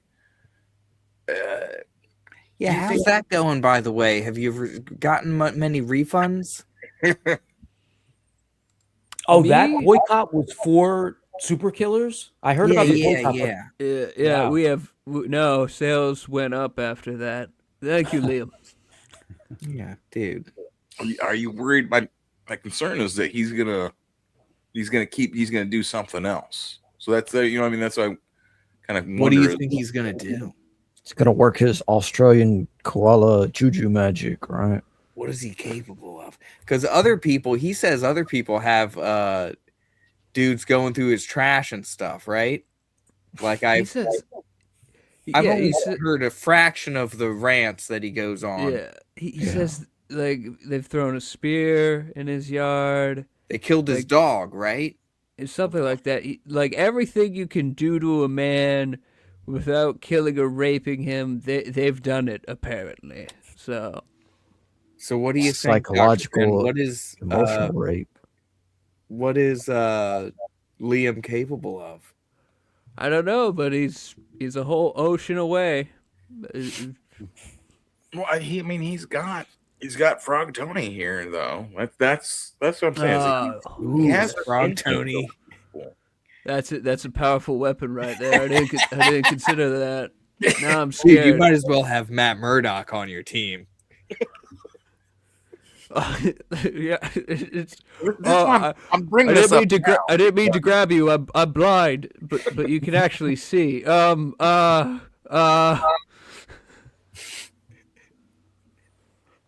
He's there. I mean, I just forewarned is forearmed. Try to think up because I can't imagine that Liam's gonna stop. Right, he's gonna be like, okay, well now they got me. You know what I mean? Like he's gonna have like some kind of knuckleheaded scheme after this. That's what I'm saying. It's like, what on earth would he try and do? Is it just gonna be trying to like badmouth you online? Hey, don't. You would think it's got to be bigger. It's got to be something bigger and dumber. He's not. he's gonna mean- get enough pushback about trying to boycott people that he's gonna, I don't think it's gonna go any further than this. But then I don't know Liam. I've only been aware of Liam for a little while. I've been rooting for the guy. I'm like, here's a dude wants to make comics. Yeah. He's let me on his channel a couple of times. You know what I mean? So I've always been Yeah, he outwardly liked you. supportive of him. But then it's like, He turns on you. what are we doing? Like, That's what I mean. A couple I don't- times I've tuned in. how I've much tuned into energy streams do I where have?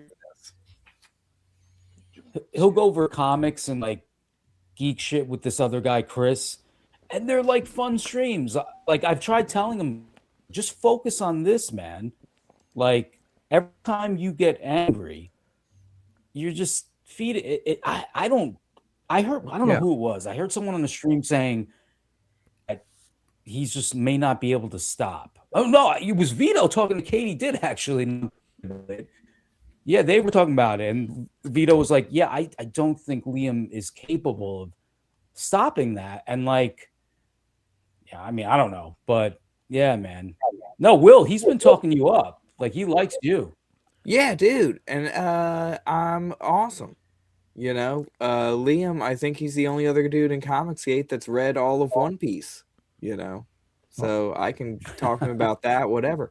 What chapter is One Piece at now? We're at 1170 or something like that. I forget. And you've read 79 or 8, like 1179 or 80, or maybe it's 14. Let me take a look real quick. When I was a kid, I remember like watching One Piece, and the last thing I saw was like the crocodile fight. And Oh, then, man. And then I'm 30, and it's over 1,000 chapters now, and I see clips. I saw a scene where Crocodile he's still around, but he's being kind of a good guy, and I'm like, no, fuck you. Well, here's the no." thing you have to understand is that they are pirates. Okay? So there is everything's a morally gray area. So, yes, Crocodile was using the power of his fruit to take over a desert kingdom because he wanted the secret of the ancient weapon off of the poneglyph, and he thought, that if you brought Nico Robin there, he could put it together. But after he goes to prison, and he kind of gives up on all that. Oh well, that's such fucking goddamn it. Him having a water desert kingdom. He how does he take over? I have all the water and I have spies everywhere. That's awesome. Well, he has the dry fruit. He's a desert man. Yeah. Well, but what I'm saying is like the organization of like he starts a riot like because his spy makes it look like they just murdered a guy for no reason, and he has people just right. That He was sparks cool. a rebellion. Yeah, all that stuff. He's the if the CIA was one guy, that's what he was, and also he's Sandman. So then he's in an inescapable prison, okay? Right. And he's like, well, this is my life now because there's no way I'm going to get past the Poison Man. And Luffy breaks him out because Luffy is a god of liberation. That's his whole thing. And then he gets new goals. So now in the current One Piece, Crocodile is with Mihawk on a crew with Buggy the Clown. I like Buggy the Clown. He's like, yeah. Dude, Can't it's cut me. great. Having those three, and everybody thinks that Buggy is the leader, and behind the scenes, it's Crocodile and Mihawk that are making all the decisions. So if I watch the Netflix show in order to like get into One Piece and like not have to watch 1,000, am I like a poser or like tourist? One Dude, I Piece. mean, how do you tourist? feel about reading? Because if you read the manga, you're going to save a lot of time. I mean, I mean, I love manga. I just never got into One Piece. Dragon Ball was enough of a, Yeah, because the to have, like a cartoon, doctorate. The cartoon has some really good moments. Like there's some really great episodes, really great story arcs. But overall, how much time do you have? You know, so you could always read or, you know, trust in your ability to put shit together and start at episode like 227. Yeah.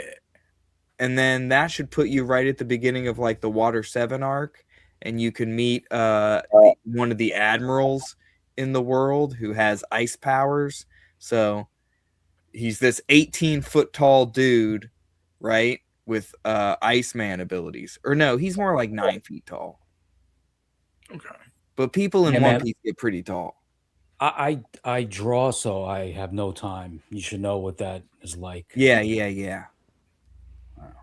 Well, the cartoon is like how many episodes of the cartoon? The cartoon is up to like hundreds and hundreds of episodes. Over 1,000. Okay, that's what I would think. That's the thing to do.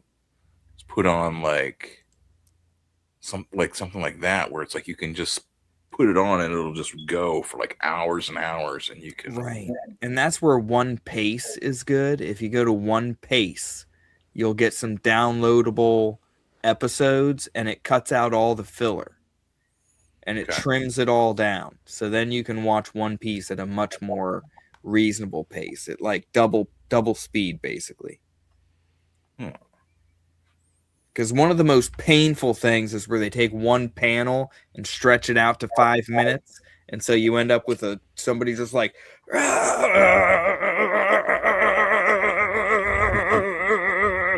you know, and reaction, like for 3 solid minutes.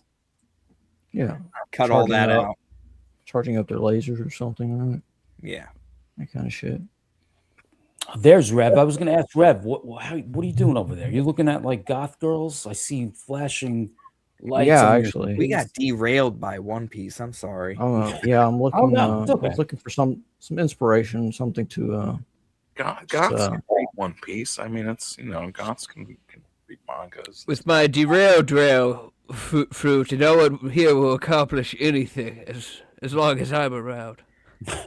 Dude, if you want to go to the goth arc of One Piece, you go to Thriller Bark, right? And that's where they meet Brook. Brook is the skeleton, right? Who's walking around because he ate. His power was to revive himself, right? Okay. So his ghost got lost trying to find his body. And so when he found him, he was a skeleton. So he rebonds with his body, and he's a skeleton now, and he has ghost powers. Yeah. Wow. Well, I'll show you the manga I got that like I've got to read. Here, let me get my cat up here. But that's a really fun story arc too. They fight the Shadow Man. He's a dude who he cuts your shadow off, right? And so now he takes your shadow and he can put it into a zombie. And now that zombie works for him. And meanwhile, if the sun touches you, you die. Yeah, like what happens if you don't have a shadow? If you don't have a shadow, you have to live in the cover of darkness forever. That feels like the sort of thing that like you could tell someone on acid and you just mess them up forever. I just cut off your Hey shadow. man, if you lose your shadow, I took a putty, a shadow. Now it's mine. It's what? Oh no. It's like, who took your shadow? This dude who looks like a 30-foot onion.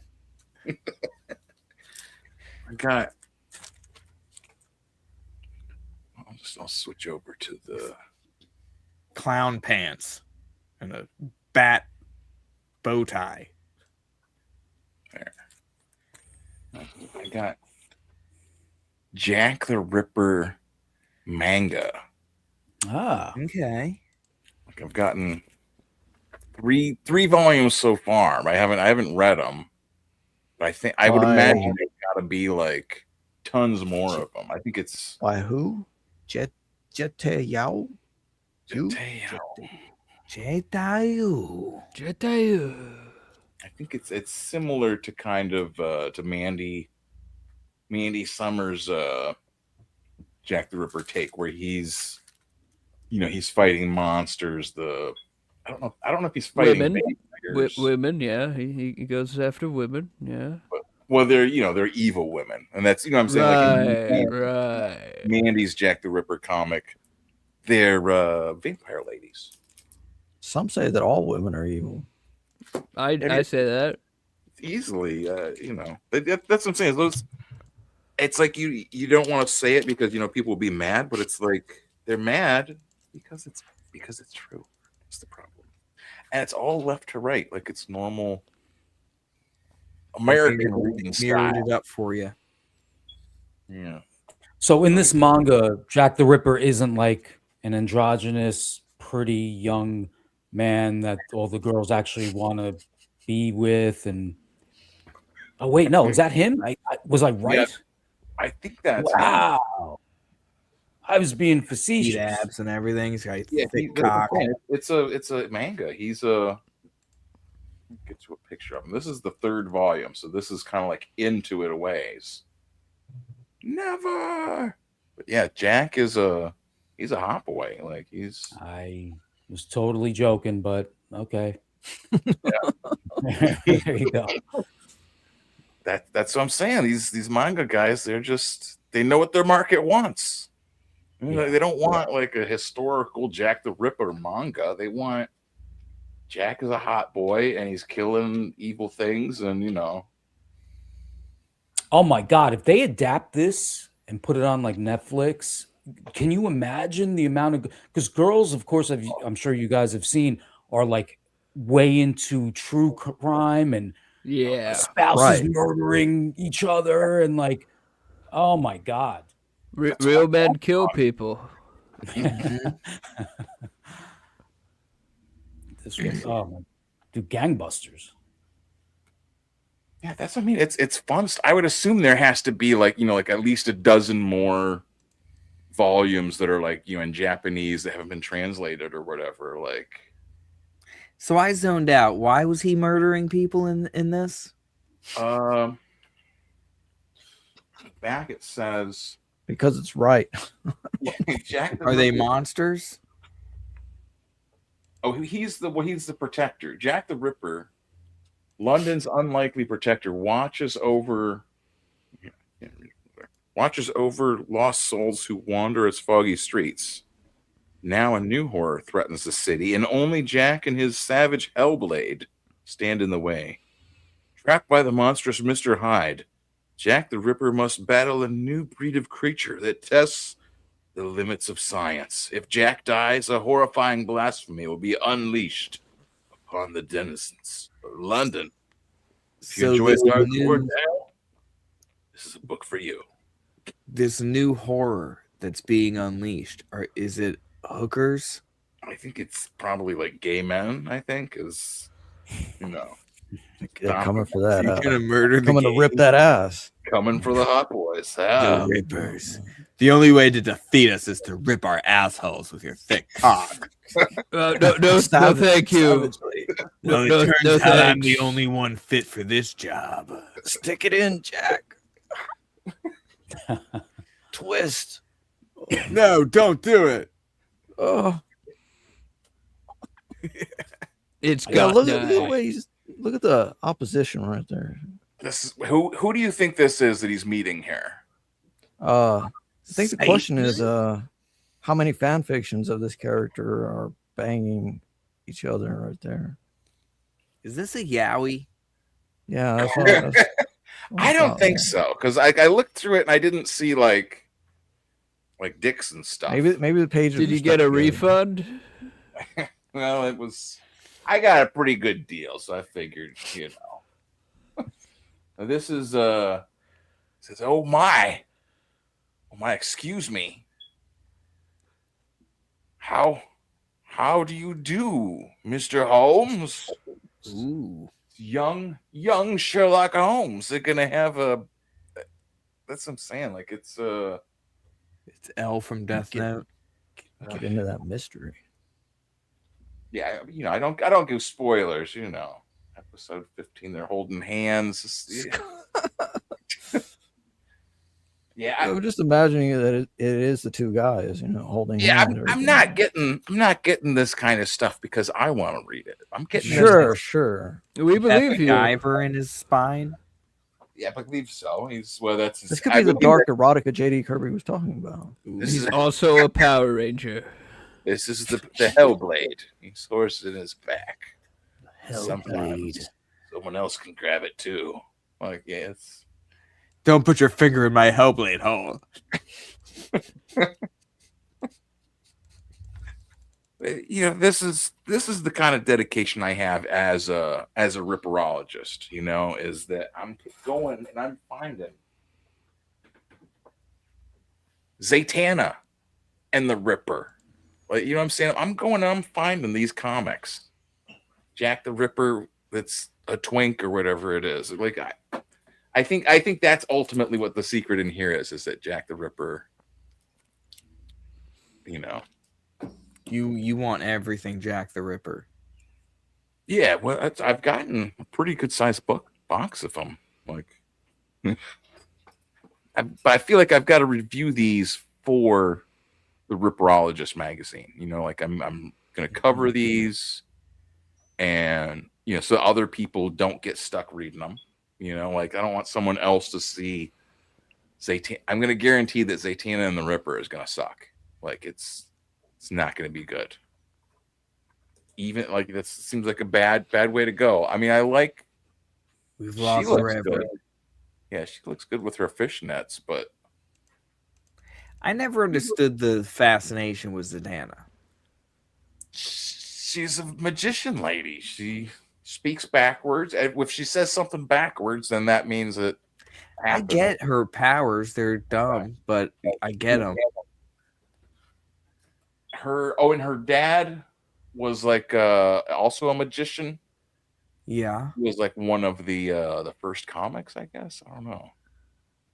Yeah, she's not like I think it's a fun outfit with her. You know what I mean? Yeah. She's like DC's Vampirella in a way, because she's always like showing off her legs. But then they covered her up here. She's wearing shorts. Hey, buddy. Okay, he's moving. But you know what I mean? Like, I'm gonna guarantee that this is. I started reading it. I think I lost my place, but she gets stuck back in Victorian England, and the Jack the Ripper crimes start happening, and it's just bad. There's giant rabbits. I mean, you know what I mean? Like, so I feel like for the Ripperologist people, they're like academics. So I feel like that's the best thing I can provide is examinations of all these comics. What year did that Zatanna Ripper comic book? Was it like post 2020?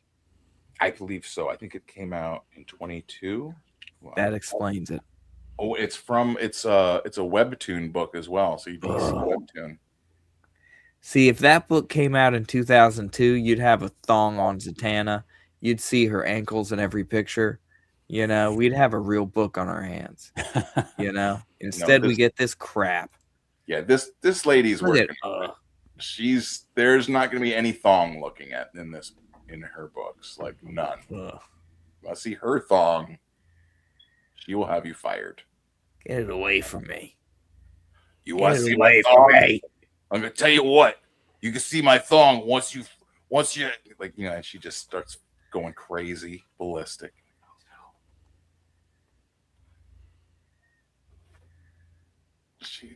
Let me find which one are they?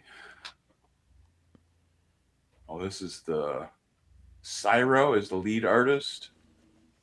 He is from the Republic of. And he drew that gay cat boy picture. I can't even tell what the Republic of Saka, Katoia. Is that one of the 72 genders? I think so. That's. Where is Reverend? I don't know. He's probably jacking off to the Jack the Ripper book right now. Yeah. Well, he did.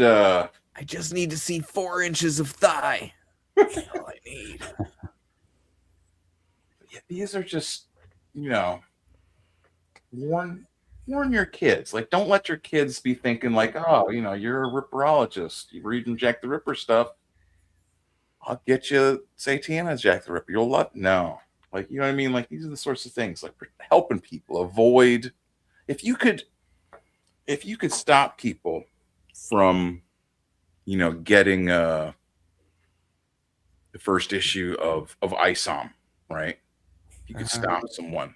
I think that's a lot of what like Johnny did with rewriting ISOM, is to stop them from reading bad comics. Like, stop. You don't have to read bad. Stop. Look at this instead, nerd.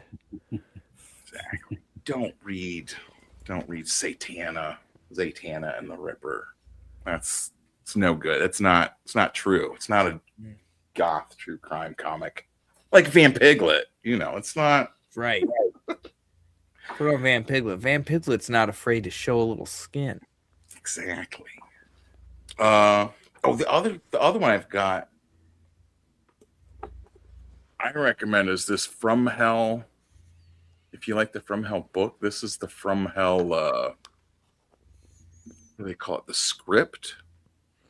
So it's like his, like, just every page that he sent to his face, Eddie Campbell. Sit and read. Every panel that he writes is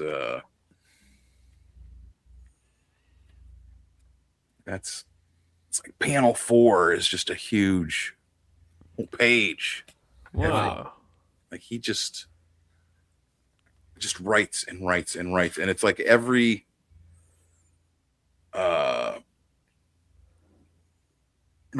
famously, like the way like Alan Moore writes is he's like just goes almost like a stream of consciousness, almost like describing whatever he's looking at in his script. And then he'll tell the people he's working with, like, okay, you don't have to try and like make all of that. You can just, work whatever strikes you when you're reading the stuff. You can work with that. So it's, like, it's interesting to see, like, that's, Alan Moore, and he's the fucking dude. So it's pretty cool when he's not being a sour puss. He is like as I want to do like a comparison, because his interviews at the beginning of his career, like, he's all all about like, I'm gonna be all right, this and that, and express myself in things that are important, like comics aren't just for kids, Yeah, very pro comic initially, but not so much now. Yeah, now he's comics. People watching Batman movies leads to fascism. Like, what? Maybe, I guess so. Like, what? And he doesn't. It's like he doesn't talk about his old comics, or like he won't talk about Watchmen or V for Vendetta, or I don't know. Fascism is when you stop the Joker from giving people health care. Right.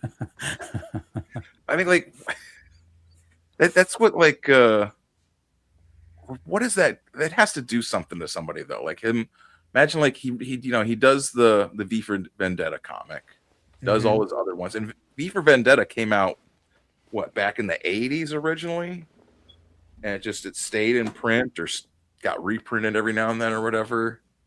Mm-hmm. And then, like, just that whole, I guess it's all died off now, but like when you're saying he wants to like separate himself from his past work in a way. Well, yeah, like DC won't let him have like the rights to Watchmen. Yeah. So right. But he probably wants to come up with some new ideas too, right? Like, he's not dead yet. No, he's writing novels. He makes these giant, like, 800-page books that are just dense. Like, what are they about? Do you know about any of them? How many are there? There's 3. There's like 2 or 3.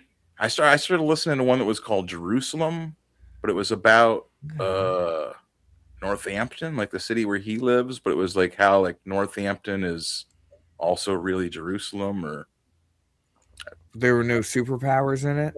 no, it was just like it reminded me of. Have you ever read like James Joyce books, like Finnegan's Wake? Oh, Or I don't read. I don't like that. They're like stream of consciousness, but in James Joyce's like heavy, like Irish English accent or whatever he was. So it's like they're like almost indecipherable, but they're like poetry too. But it's like in this weird like that, like you know how like Cockney word languages, how they speak Cockney, it's like weird rhyming that doesn't. It doesn't make sense because it's like they're using different words as like metaphors or whatever in place of things. So it's just like Brad Pitt and Snatched. Exactly. Rev says his last words. Last words I heard were "Put your finger in the Hellblade hole." Ah! Never saw him again after that. Just disappeared. Well, Moore was notoriously pissed that right wingers took on Rorschach as like a hero, and that was sourpuss. That was my feeling reading Watchmen as a kid. I was like, I mean, because I don't know how to I guess I was like grew up kind of liberal as a kid. That's probably like a common thing. So when I read Watchmen, I thought Rorschach was the shit, and I was like, oh wait, like there's cool conservative. Because my frame of reference for conservatives was like Alex P. Keaton and Family Ties.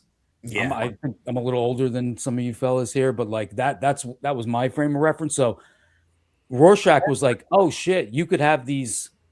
It made me think differently about right wing ideals or ideas or whatnot.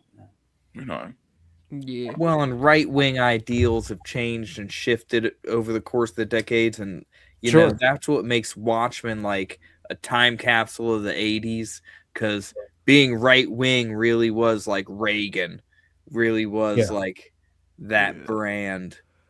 It's also he's like, you're supposed to hate Rorschach. And it's like, okay, I get he's sort of a serial killer or whatever, but at the end, he's the guy who's like, we can't lie about the billions of people that were murdered. But apparently, but apparently Alan Moore wants you to hate him. But it's like, okay, but he at the finish line, he was the good guy. So why would exactly most of the story is told from his point of view? So what are you talking about? It's really weird. He has the best moments. He dishes out the most justice of anybody, you know. Yeah, dude, it's like if you wanted him to be hated, you failed. And you're right. Completely failed. It's like it's really strange. He avenged the dogs. He's the good guy of your story. All right. Yeah, I mean, if anything, I would have thought like Owl. The owl guy. No, he didn't avenge the dogs. He killed the dogs to avenge the girl. My bad. Yeah. I was gonna get roasted for that one. He avenged the dogs when I was thinking of the dead dogs, and I'm like, man, did he kill that dude who hurt those dogs? Who did this to these dogs? You sick piece of shit, Rorschach, to the guy whose dogs he just killed. Those dogs. That was the movie version, right? The movie version is he like hacks the guy to death after killing the dogs. In the comic, he burns the place down. Right. Yeah. Yeah, he killed the fuck out of those dogs.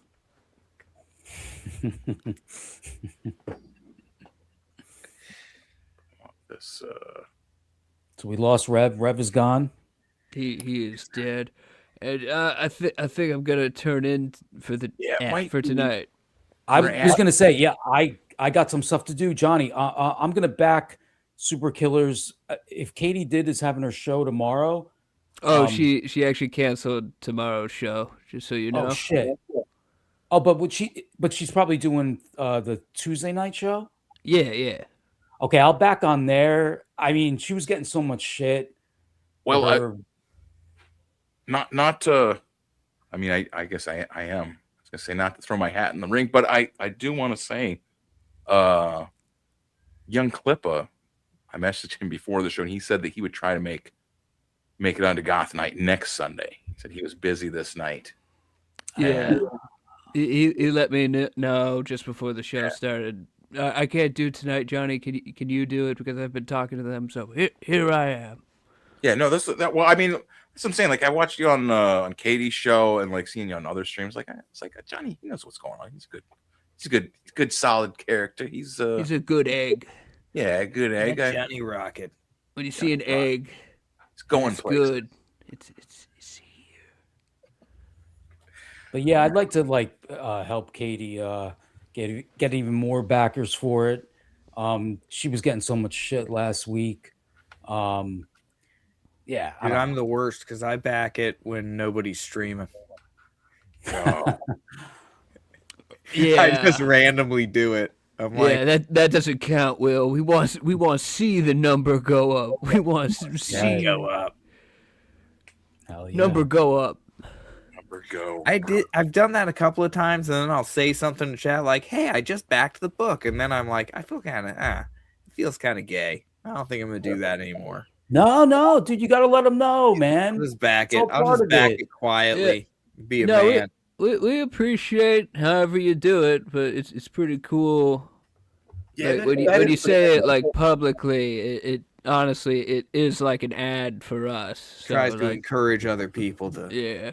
We need you to trick people into buying it. So do your part. Look, see this guy. He's not embarrassed to hold up my comic book. See, it's okay. It's cool. Cool people like my comic book. You know, I get it. It's a struggle I'm familiar with. Like I said, like, you know, especially, you know, you start going to comic conventions, comic shows. You go into your comic shop, and you're there selling your comic book to people, and it's you know, just facing down people that are looking at you like, what the hell are you trying to show me with this freaking pig lady? Like, what are you doing? Where am I? Why have we been talking about serial killers for 2 hours? Is Dr. Benz a serial killer? Am I next? What's going on? It's that. What am I supposed to? I got to lean into it. You know what I mean? Like, they literally made like a crime show about it like twice now with my whole weird murder thing, and like the second time with this I'll give this to you like to ponder on your rounds here, Johnny Rockets, after you leave.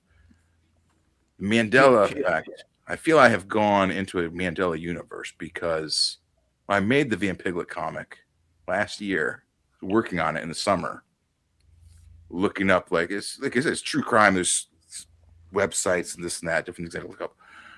Never when I looked up did I see the new episode. They made a new show about it and released it last June with that Jessica Biel lady, right? Comes up like the first thing on you search for the same things now. At the time, I never saw it.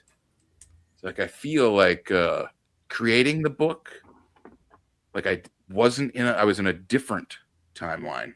And then making the book put me into the timeline where I don't know, like something changed. It's